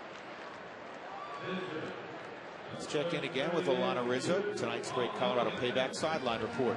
All right, Drew, thanks very much. You were just talking about, you know, the chess game that Jim Tracy was playing yesterday late in the ball game, and he is a master at doing just that. And I talked to Jason Marquis, who's been in 4 different National League clubhouses, about how good of a manager Jim Tracy is when having to think about the matchups and 2 and 3 moves down the line. And he said, you know what, he's one of the best I've ever had in the game, period, at any level that I have played. And not only in just managing the game, but managing the clubhouse. He said one person that he really looks up to in terms of mentoring and taking a page out of the playbook, that would be St. Louis's Tony La Russa. Both of these guys love the chess game. Drew? He is not going to get, neither one of these guys will get outmaneuvered. And they will keep everybody's spirits up and everybody's confidence up. You know, one thing that they will do, particularly in September, with a full squad, basically the expanding rosters, they'll use them all to win a baseball game. I mean, they will mix match the best that they can. 2 outs. Hopp is at 3rd in a 3-3 game. Carlos Gonzalez is 1 for 3. A sharp single to left back in the 1st inning. And pitch number 101 was a curveball, and Carlos was out in front. Well, Wainwright hits 4th in the next inning. I mean, if pitch counts up, I mean, you'd have to think, or you would try to think along with Tony La Russa, that he'd make that move.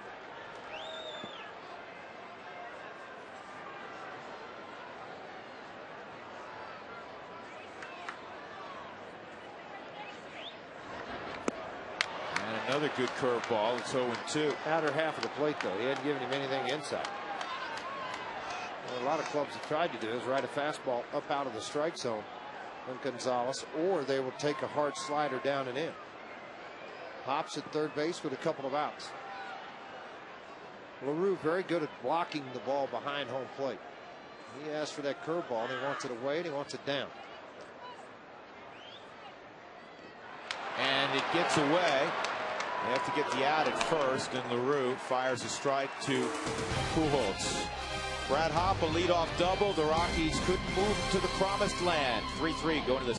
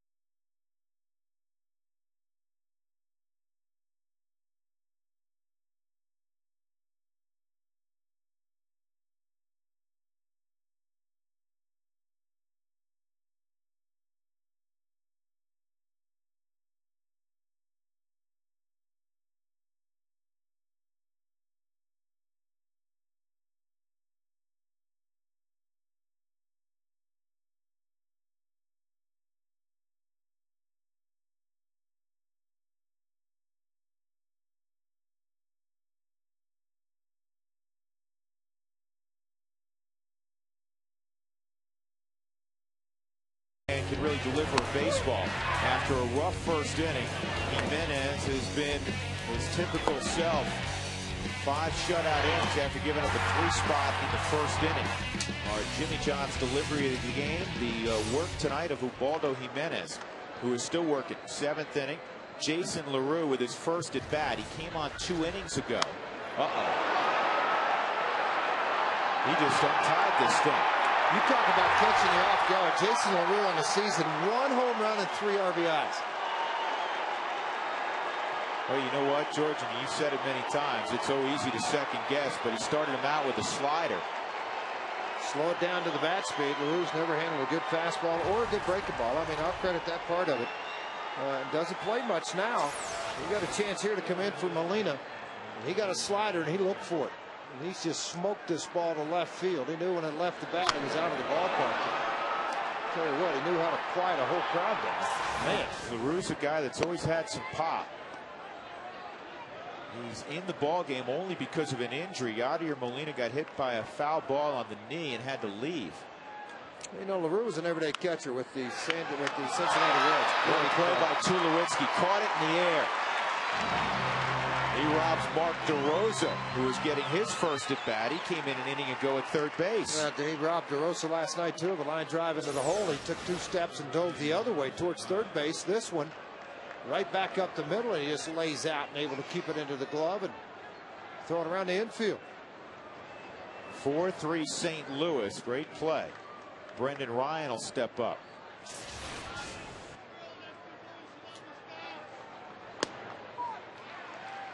Wainwright's come out in the on-deck circle. There's nobody throwing down in their bullpen. Yeah, maybe a change when that ball flew over the left field wall. Well, you still have the heart of the order. I guess they want to let him go back at it again. Except Mr. Helton's 3 for 3 with 2 singles and a double.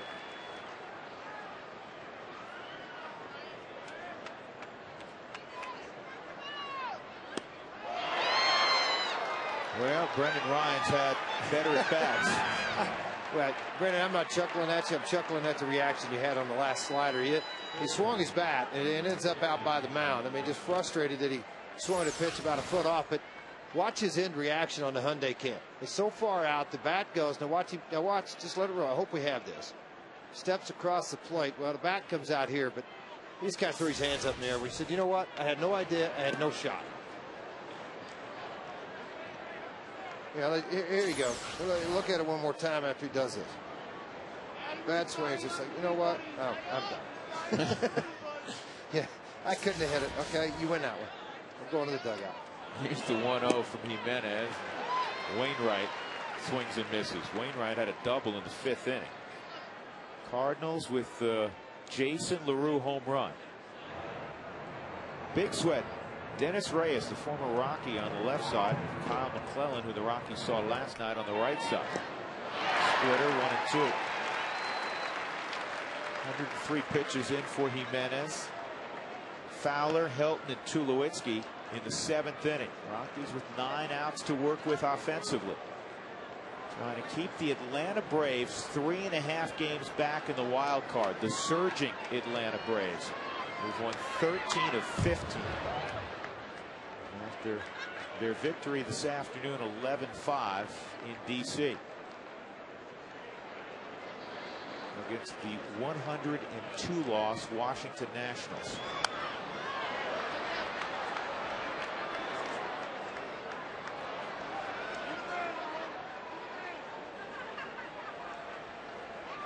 Rocky's magic number is 6.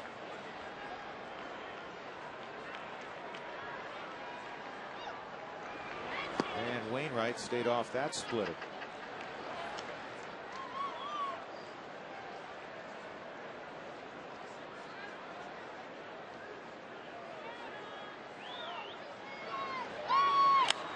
And the 2-2 swatted to left field.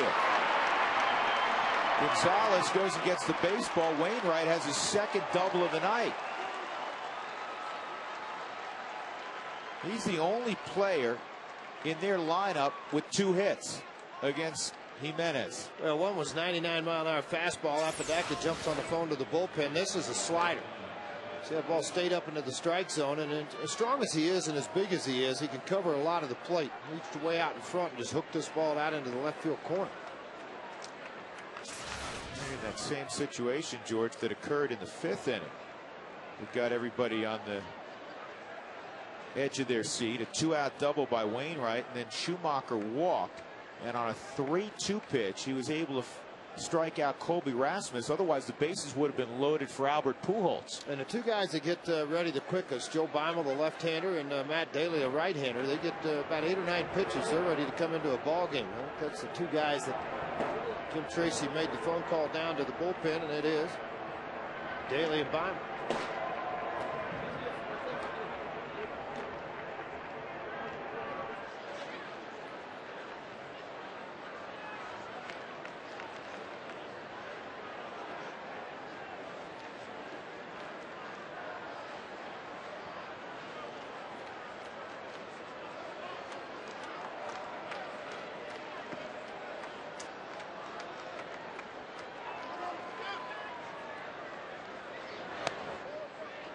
First pitch misses, ball 1 on Schumacher. A walk, a ground out, and a walk.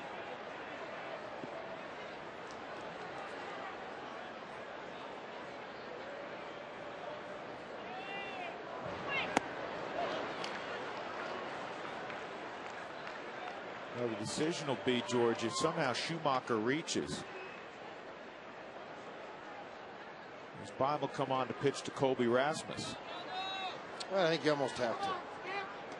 I would agree with you. At 109 pitches now, I just think that's just what you're going to have to go do. And it's 3-0.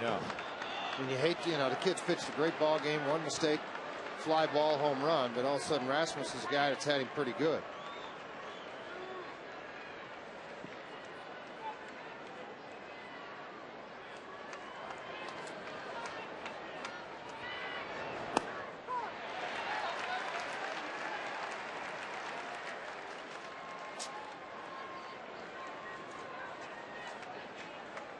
Schumacher going through his routine. 3-1 count. On the 29-year-old, on the 5th round pick. At the knees.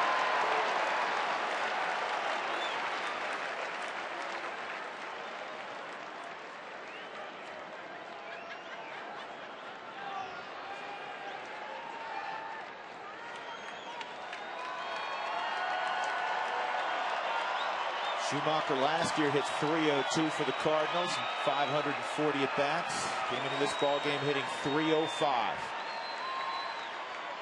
Here's the 3-2. Bouncing ball to help. And Jimenez does it himself. He leaves Wainwright at second. In the inning, Jason LaRue off the bench. And into the scorebook, a home run to left to give the Cardinals a 4-3 advantage. Stretch time at Coors Field.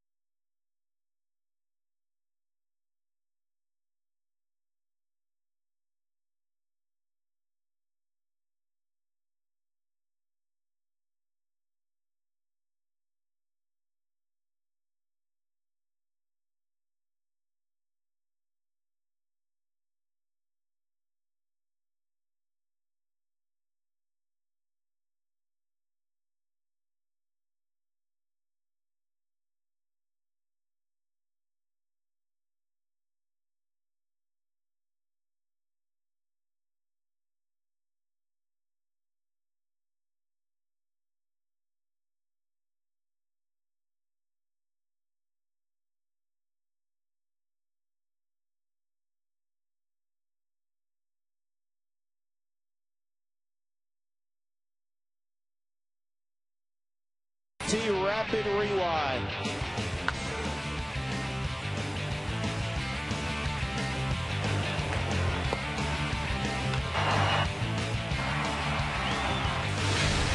AT&T, the nation's fastest 3G network. AT&T, your world delivered. Tremendous ball game last night. This ball game is a good one as well. 4-3 St. Louis on the Jason LaRue home run. Dexter Fowler in the bottom of the 7th against Adam Wainwright. And his 104th delivery of the night is in there for a strike.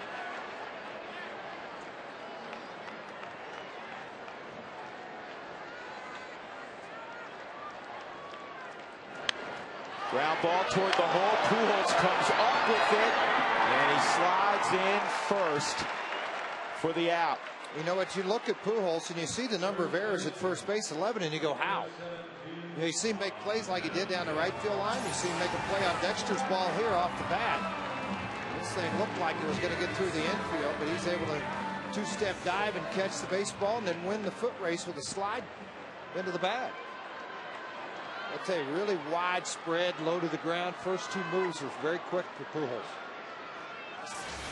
Melton is 3 for 3 tonight. Single, double, single. Rockies down a run. They were down 3 early.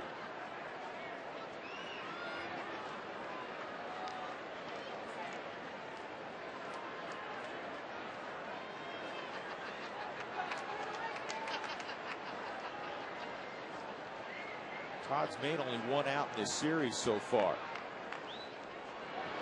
And this one is smothered by the second baseman Schumacher. 2 outstanding plays on the right side of the diamond for St. Louis in the 7th. 2 outs.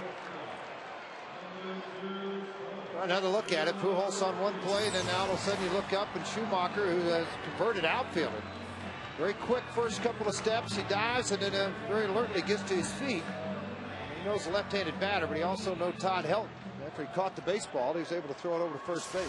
By the way, the highest pitch total in a ball game this year for Wainwright, 122, and that came against San Francisco on July the 21st.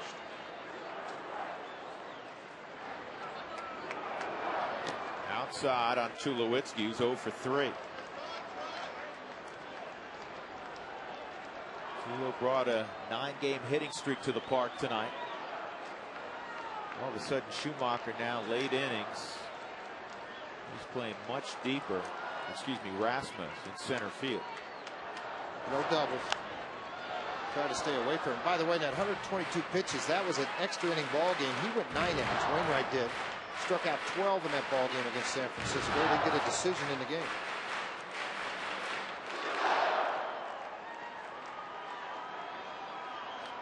Trying to protect that 1-run lead.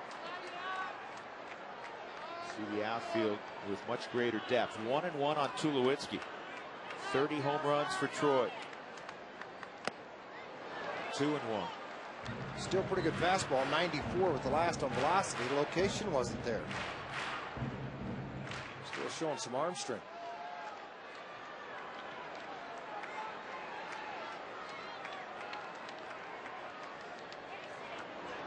Ground ball, gloved by Wainwright. Well, he had an outstanding inning with a little help from his friends on the right side. 3, 4, and 5 in the Rockies' order go down in order. 4-3 Cardinals. We're off to the 8th.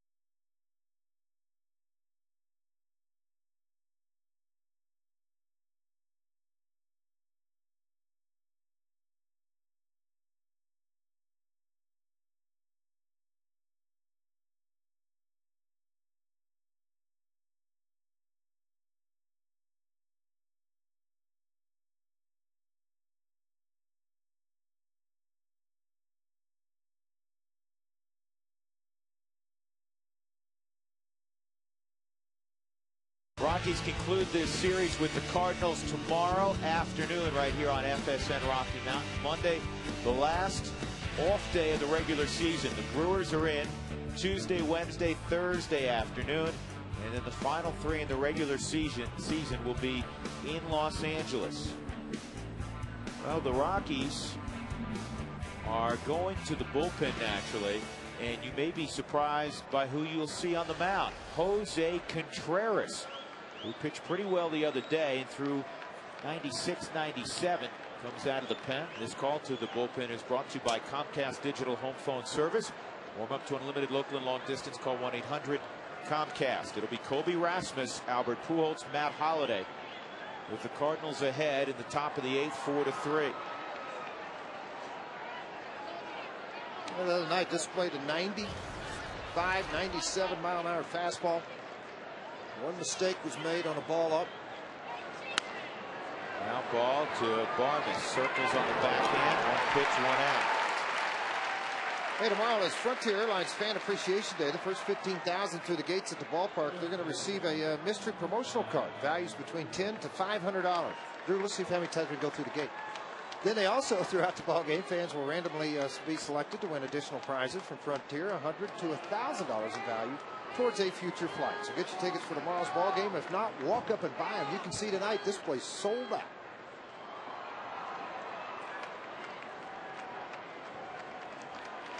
Pujols 0 for 2 and a walk.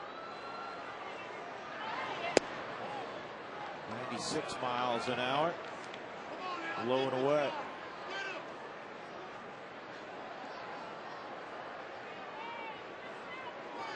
Albert is third in the league in RBIs.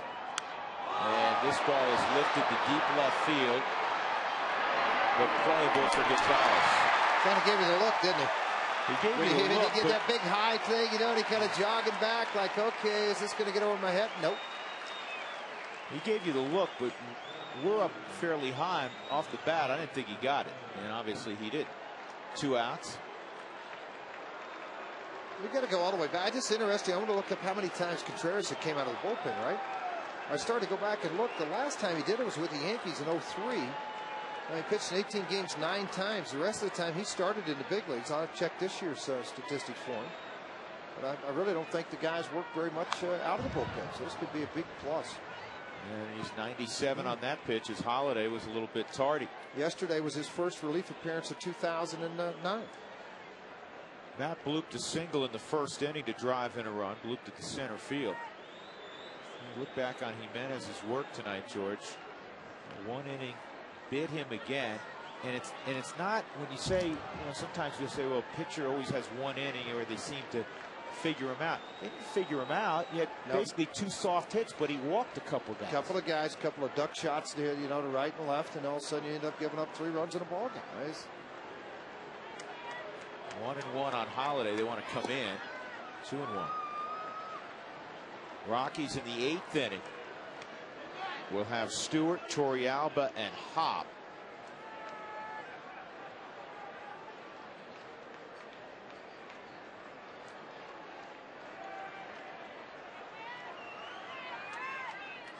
Three and 1. Windshield has any issues, as we like to say, don't wait. Call Elite Safe Light Auto Glass, 303-287-5000. Visit safelight.com on your computer.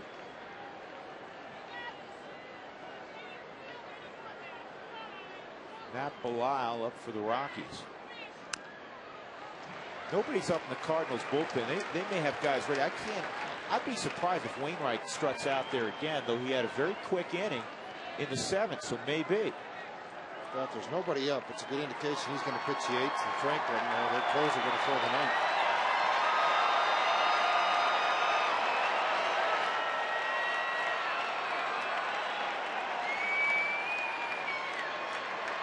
Two on Holliday, ball 4.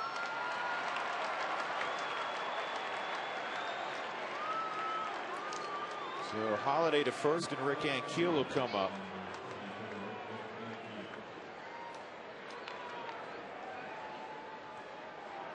Taking Holliday out. Julio Lugo is going to run for Matt. Which tells me Schumacher will probably go to center, Rasmus to left. Or Schumacher to left. One or the other. Lugo will go to second.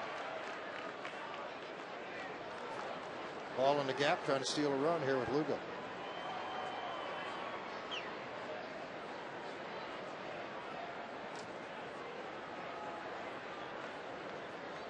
And Keel gets sawed off, and Barmas grabs the baseball. Good work again by Contreras. We'll go to the bottom of the 8th inning. The Cardinals leading the Rockies 4-3.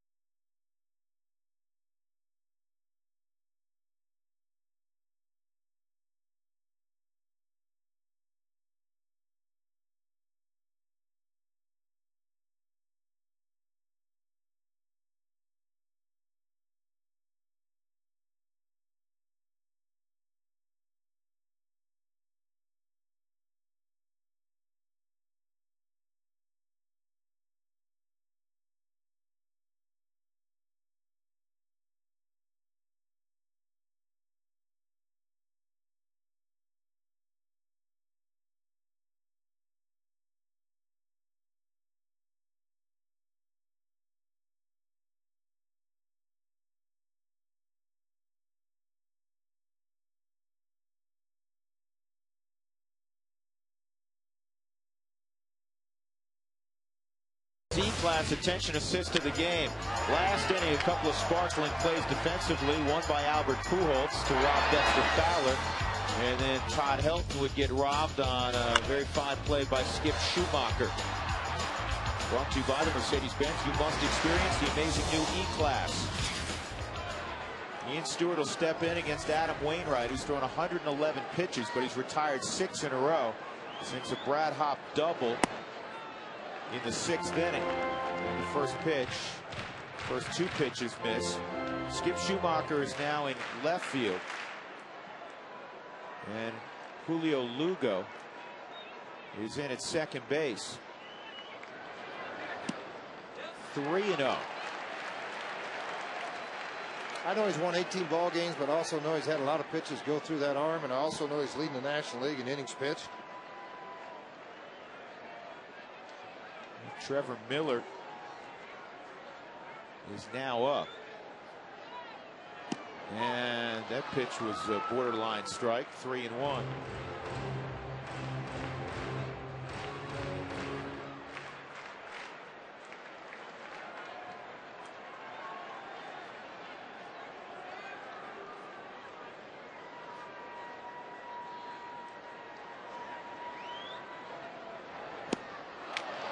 Big slider, 3-2.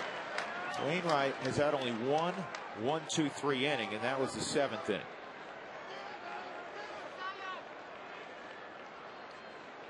Since this ball game's been 3-3, it's now 4-3, but when it was 3-3 on 2 occasions, the Rockies had a man at second and nobody out. Could not bring him around. Strike 3. Now you just, as a young kid, you just he hadn't had a throws you a hook like that on a 3-2 count. I mean, unfortunately, it's the 8th inning. But you just kind of tip your hat and walk back to the dugout. I mean, he just painted the inside corner with it. Man. Well, give Wainwright credit. He came all the way back from a 3-0 deficit. Yorvi Torrealba.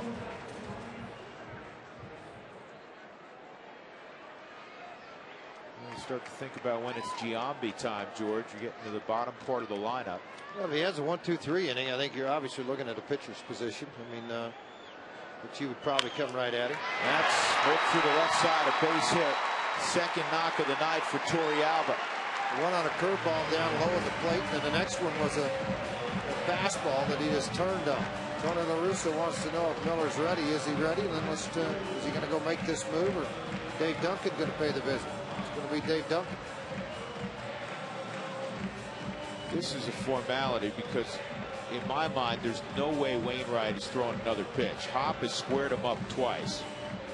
He's just buying more time for Trevor Miller. Miller's not throwing, so he's ready. He's ready. Torrealba comes out. Not out yet. He will be, folks, in a second, because Eric Young Jr. didn't run out of the dugout to have a conversation with him. So Eric Young Jr. will come in to run. Torrealba goes out. 2 for 4 tonight. In the middle of it offensively once again. So Young is the tying run.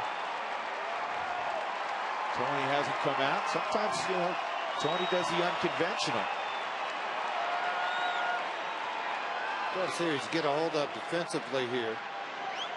It's Lugo. So when I see Tony do that, it tells me one of two things: no fastballs away.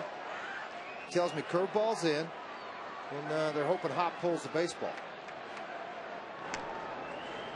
Yeah, the other thing about this, George, you can't question Tony La Russa. He's won 2,550 games. It's just interesting, to talk about baseball and decisions that are made.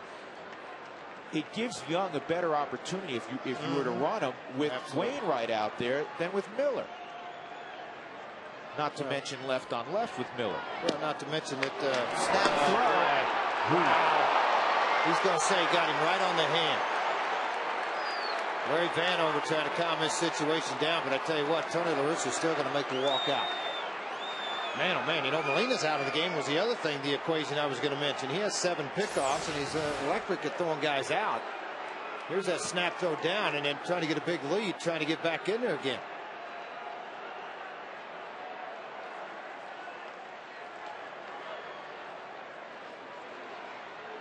Here you go. Let's see it. It's going to tell you right here if they got him or not. Yep, he's out. Yep, sure was. EY, put an anchor if you're not going.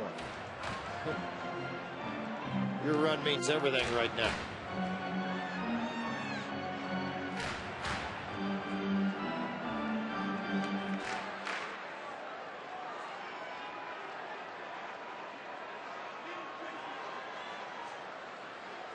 Oh, 0-1 on Brad Hop. 2-run home run and a double against Wainwright tonight. 2 for 3.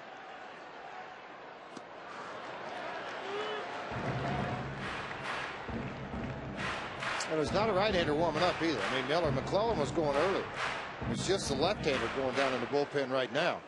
So that means if Hop gets on, he's still going to face Barmas, and Barmas swung back great tonight.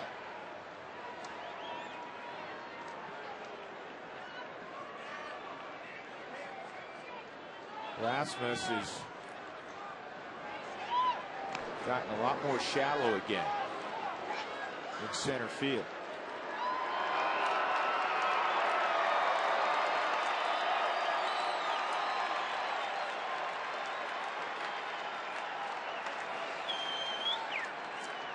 Crowd of 47,741. Just a couple hundred folks shy of another sellout.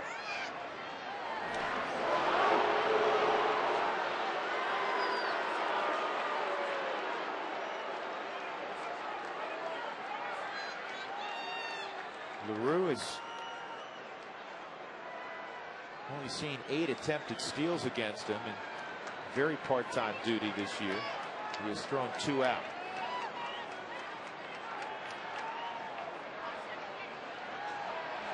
Young started to go, and it's fouled off. And you never know if it was a bluff or he didn't like his jump. Well, a lot of base stealers will do just that. They'll jump out like as if they're going in a bluff situation. But here's what they're trying to do. Obviously, with Albert Pujols, they're holding him on. Lugo's playing over into the hole. So they're trying to pitch him inside to pull the baseball. Everything's tightened up on that right side with Hop. 120 pitches in for Wainwright. Young goes. The throw by LaRue is not in time. So the Kids drop second. The tying run is out there for Brad Hop. They're benefited by a slow curveball at 75 miles an hour. That gave EY the opportunity to take advantage of Jason LaRue with this stolen base. May have been a little different story because LaRue did a good job on the exchange and the accuracy of the throw right over the top of the bag. Big jump, quick feet, don't look anywhere but that bag and try to get there. And he did it. That's our Speed of the Game brought to you by Verizon Wireless. LaRue reminding Wainwright to get over on a ball hit to the right side because Pujols and Lugo are very deep. Good block by LaRue.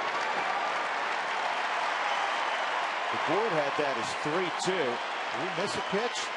Brad's going to first, and now he's going to be called back. Yeah. Hop thought it was ball 4.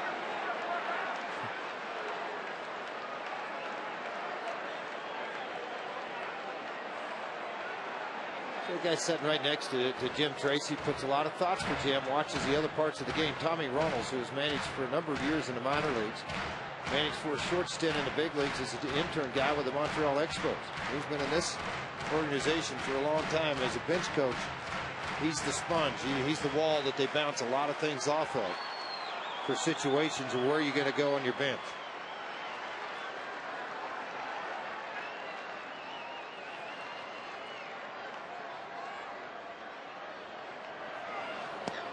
Ball 4 officially.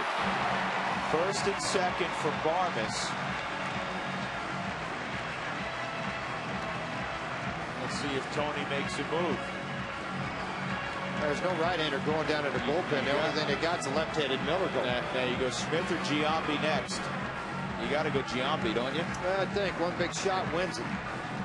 He knows he's going to bring Miller in.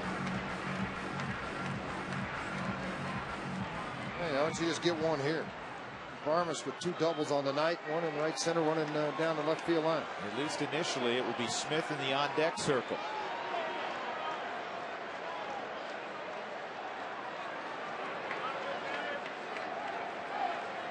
As George described, Barmes has had a big night.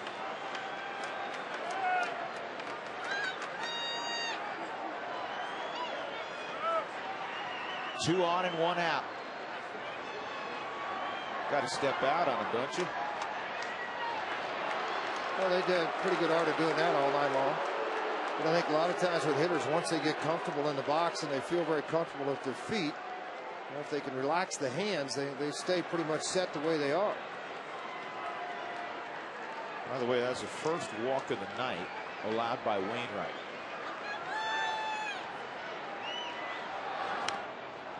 Barmes off the end of the bat.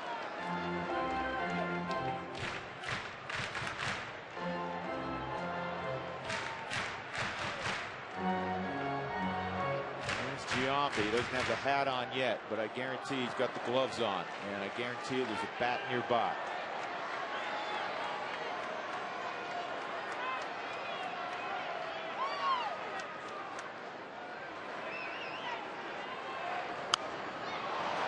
Off out of play.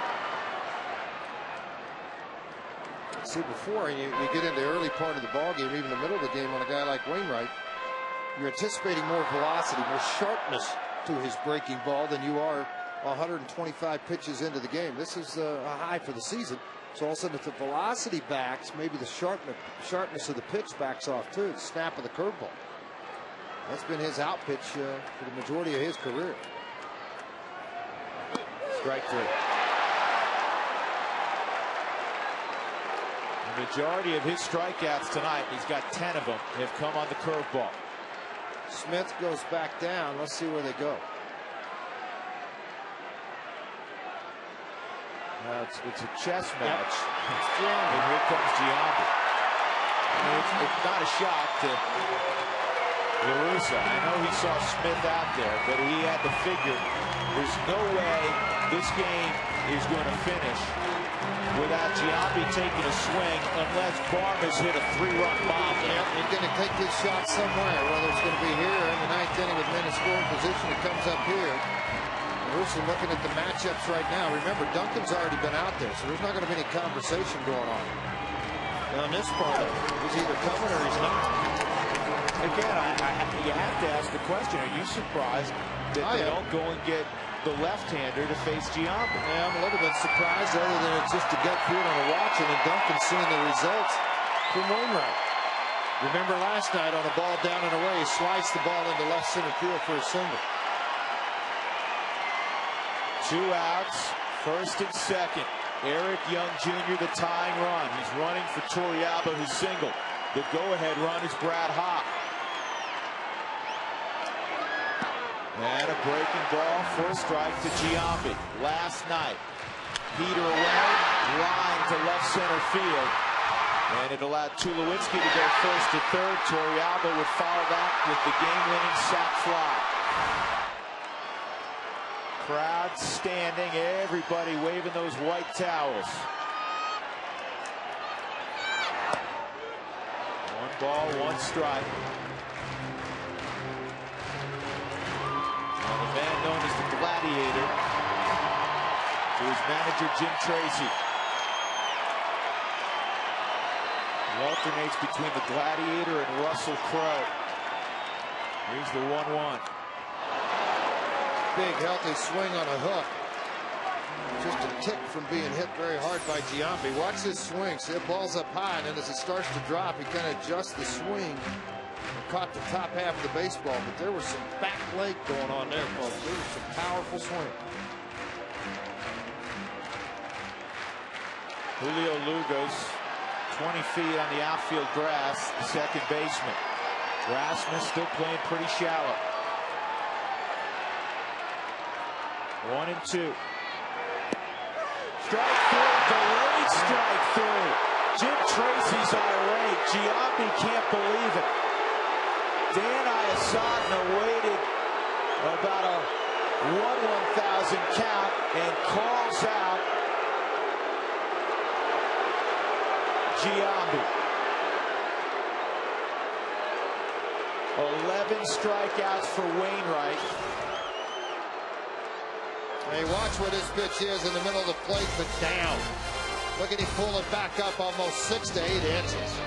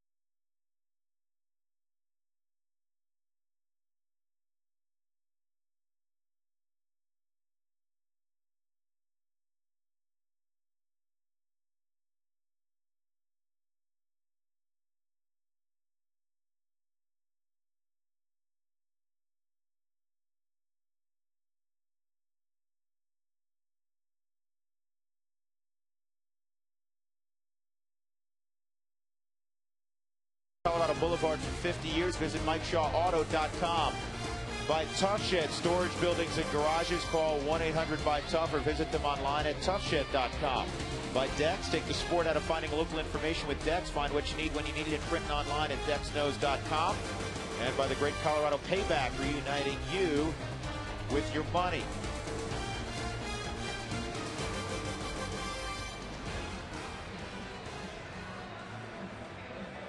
4-3 St. Louis, top of the 9th inning. 3 backward Ks for Wainwright in that 8th inning. Let's check in with Tom Helmer. Tom? Drew, coming after the game, Hoppy returns. Brad Hopp, big night tonight. We'll talk about his performance. Also, Wainwright's world. Adam Wainwright, great performance today. And, of course, we'll get you into the clubhouse. It's right after the game. Drew? All right, Tom, thank you. Paul Phillips is now wearing the gear. Torrey Alba had the base hit. Young ran for him. Matt Daly is the new pitcher. This call to the pen brought to you by Comcast. Call 1-800-COMCAST. Jason LaRue, who is the difference in this ball game, is at the plate. He saw one pitch from Ubaldo Jimenez, a slider, and he hit it deep into the seats and left. The only reason LaRue, who hit his fair share of home runs as a starting catcher with the Cincinnati Reds, the only reason he's in the game is in the 5th inning. Yadier Molina had to leave the ball game with a bruised knee on a foul tip.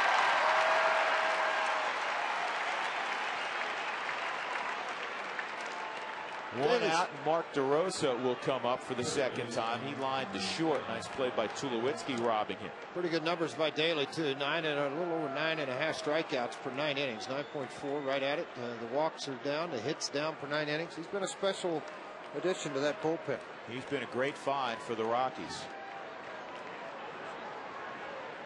Drafted out of Bucknell. And a strike on the slider. George, off the top of my head, 11 strikeouts for Wainwright. That's not off the top of my head. That's documented. But I would think that 8, 9, maybe 10 of them are with the curveball. They have been slow hooks, and they've been away from the hitters. You know, let it bend from the outside in. They've been down on the outside corner early in the ball game. In the middle of the game on, there was a lot of breaking balls away. The one that got Giambi that was called to strike missed location because they set up away and it was a reach back down and in. The Rockies in the 9th inning will have the top of their order: Gonzalez, Fowler, and Helton.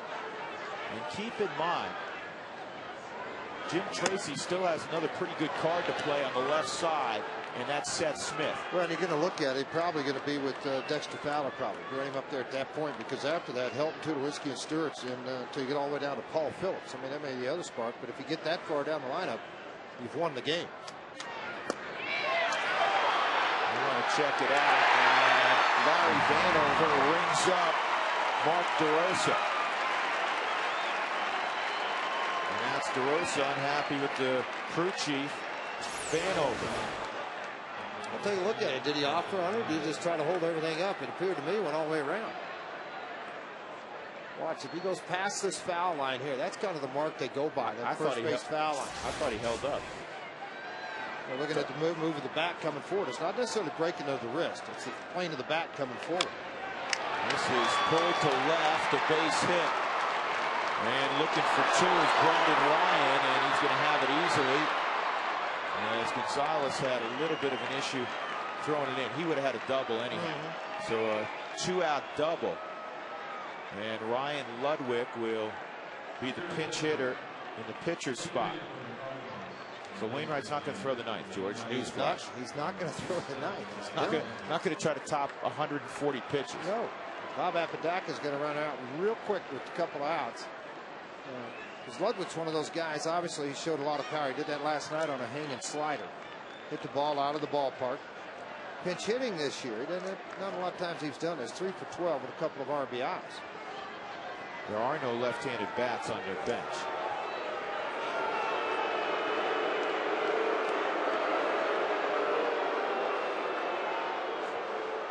The crowd is booing. You say, what are they booing? Well, anytime Dan Iasagna becomes the center of attention, and he was as he walked out to the mound, they are all over it.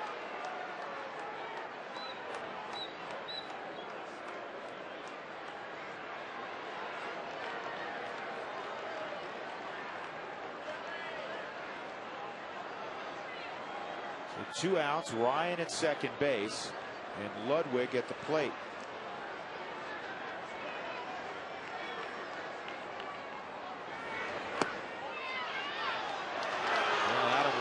George, 18-game winner coming in with an ERA of 2.59. And for those who are unfamiliar with Wainwright.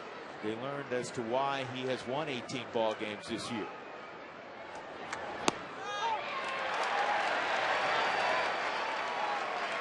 More than 130 pitches, a season high, and 11 strikeouts. He gives up 3 runs. One of the runs was unearned.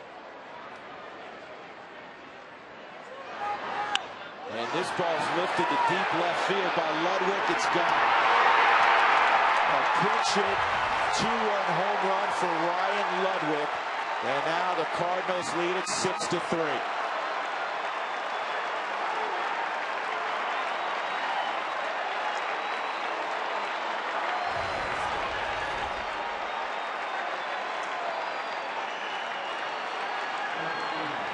Second home run of the year, second home run at Coors Field. See what this pitch is. It looks like a slider. Just got to stay down, but it was down in the lower half of the strike zone, and ball just carried. Hit off a one-handed swing. Just enough. 4th career pinch hit home run for Ludwig, his first this year. For Matt Daly, who has been so good and so dominant, in particular against right-handed bats, gives up the 2-run home run. And the ground ball to short. Rockies have more work than they hope to do in the bottom of the 9th inning. They trail the Cardinals 6-3. They'll have the top of the order.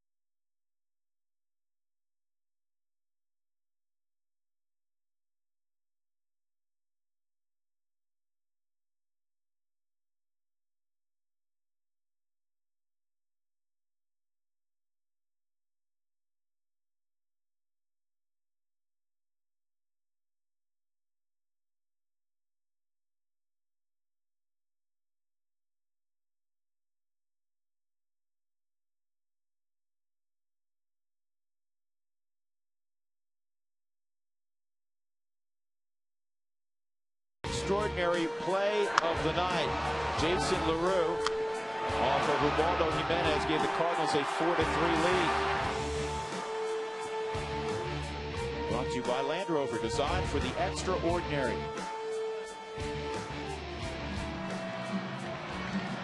Jason LaRue getting an opportunity with the injury to Yadier Molina in mid-game.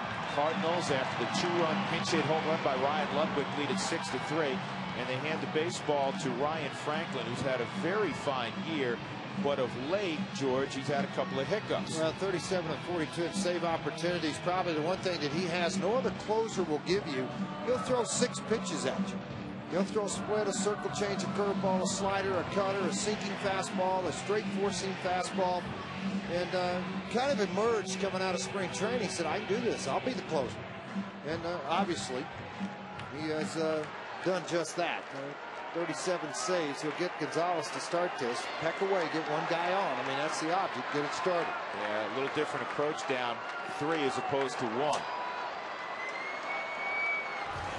Gonzalez 1 for 4 tonight. And he takes a strike. Well, a reminder, when the Rockies score 7 or more, and they need 7 to win this baseball game, go to Taco Bell the next day in the state. Get 4 tacos for $1 with the purchase of a drink.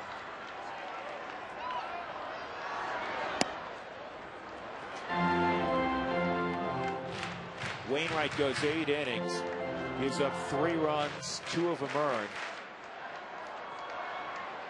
Walked 1, struck out 11, 10 hits. The Rockies, George, are 0 for 11 with runners in scoring position. They've had their chances. I mean, the runs that they've gotten has come off the long ball. Cardinals 3 for 6.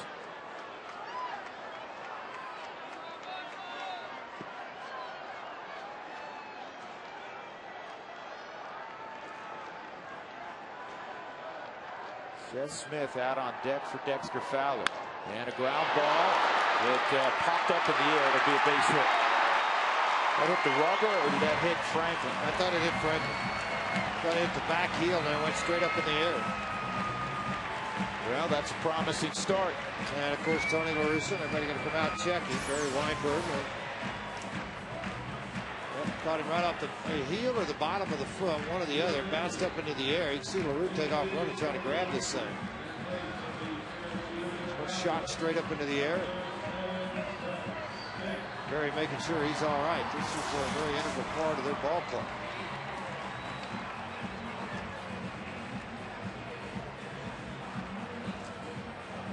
Here's the situation again in the wild card. If you weren't with us earlier, the Braves beat Washington again. That came this afternoon, 11-5. And the Braves 3 out in the wild card. If the Rockies do not come back here in the 9th inning, the lead will go to 2.5. Still in the driver's seat. You just got to win baseball games. Tomorrow's pitching matchup, Jorge De La Rosa, 15-game winner against Kyle Lowe. She's 6-8 with a 481. Monday will be an off day. By the way, peeking ahead at the series against Milwaukee, Colorado will see 2 left-handers.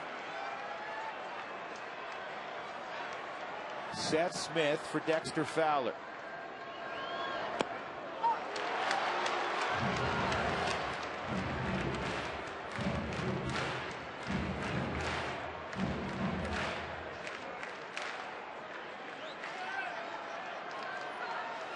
Smith is a pinch hitter.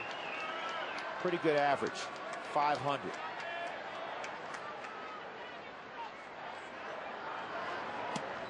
One and one.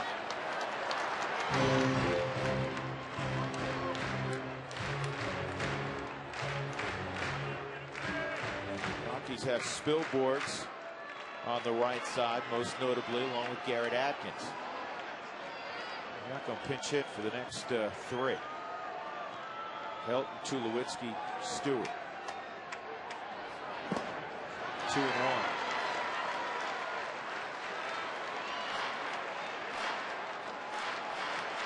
Well, one of the reasons Franklin won this job out of spring training, his ability to throw strikes. 198 earned run average in 59 innings. He's only walked 21 guys. He didn't punch out a lot of people. He induces double plays. 43 strikeouts. He's yet to balk this year, and the opposition's hitting .213 against him.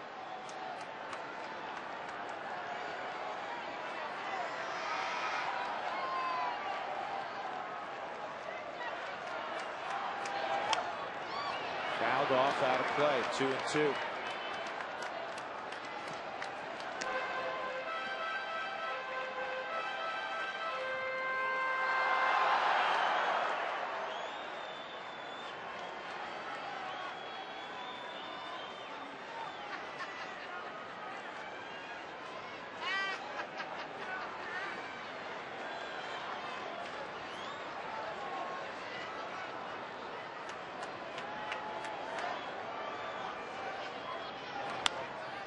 This is a pop-up in shallow right field. Lugo near the line will make the catch. Smith is retired.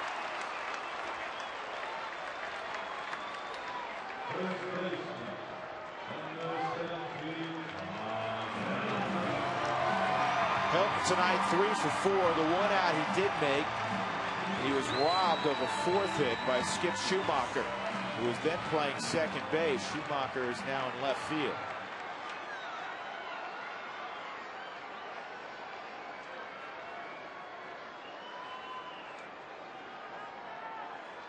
Todd, his 12th 3-hit game of the year.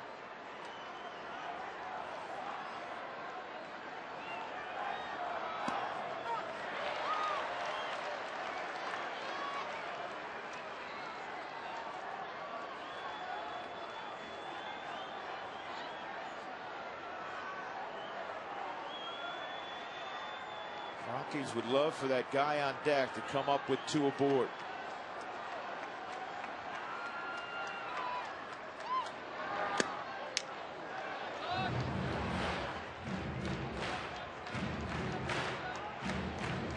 They have not solved the mystery, have they? I mean, Todd Helton just continues. I mean, he just takes what they give him.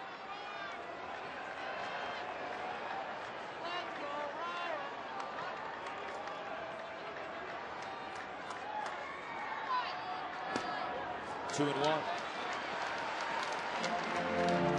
It's Tulowitzki.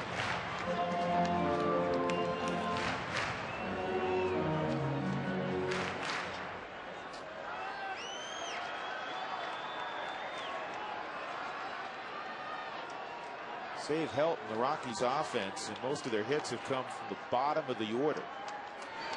3 and 1. Gonzalez has 2 hits. Helton 3. Torrealba 2. Hop 2. Barnes 2. In the lower portion of the order.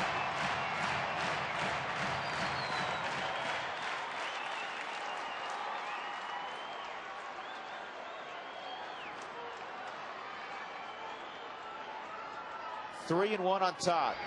Ball 4. And now Tulowitzki will come up as the tying run. And all you can ask for when you're down by multiple digits in the last frame, George, is to get a big swing shot. That's all you're asking for, just a chance.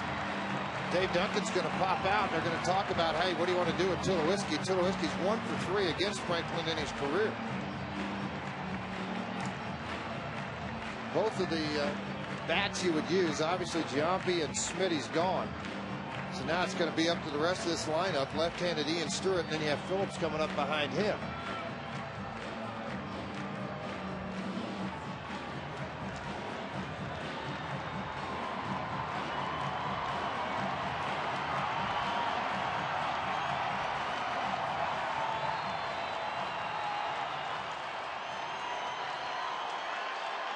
And, you know, we always mention in these situations the home run naturally. It's impossible not to think of that, especially with a guy who's got 30 of them. But Tulowitzki's approach can't be home run. It's got to be hit the ball hard where it's pitched. Home runs happen.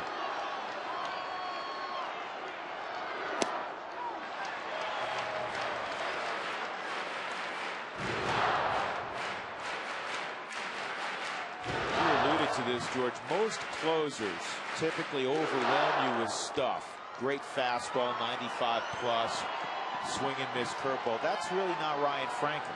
Ground ball double plays. He doesn't strike out a lot of people. He throws about 6 different pitches to the plate. He'll give you different looks. He'll give you a cutter. He'll give you a sinker. His fastball's average to plus. And Major League average is 89, 91. He'll show 93 occasionally. He's throwing back-to-back 91-mile-an-hour fastballs right now.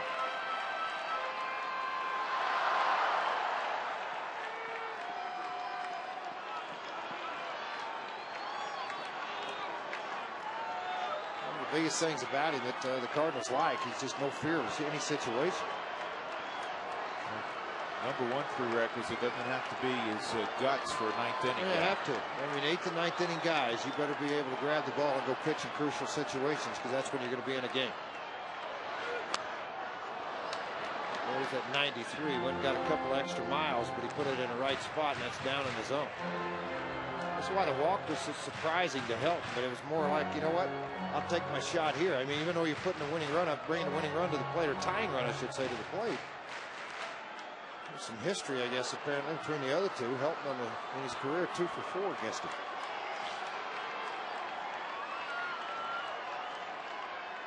Gonzalez at second, Helton at first, 1 out.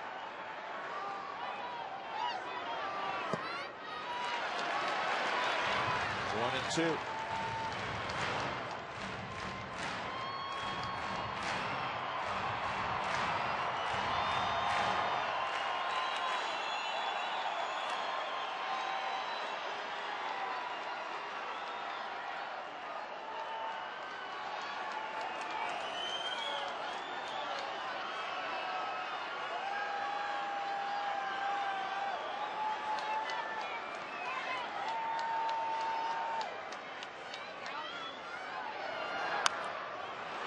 slowly hit to Pujols. He's going to make sure he gets one. But that will at least allow Stewart to come to bat as the tying run as well.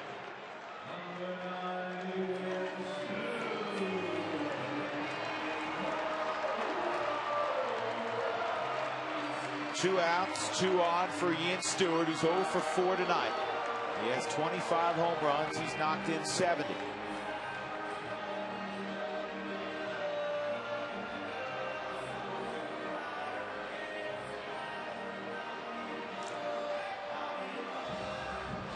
Paul Phillips due up next. Garrett Atkins has come out on deck.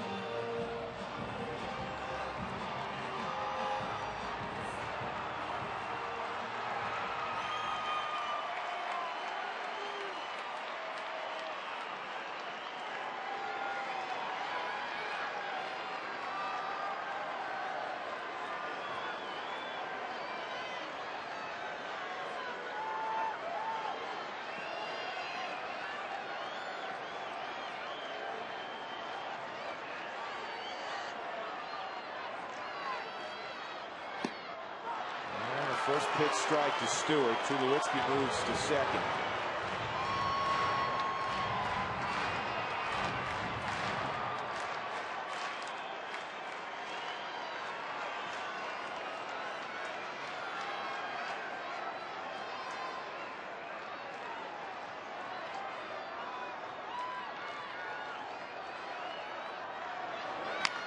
And a ground ball to second. And the Cardinals have clinched the National League Central with a 6-3 Saturday night victory at Coors Field. The Rockies' margin in the wild card race is now 2.5 over the surging Atlanta Braves. Adam Wainwright and the Cardinals win it 6-3 tonight. Tonight where Ubaldo Jimenez struggled in the first.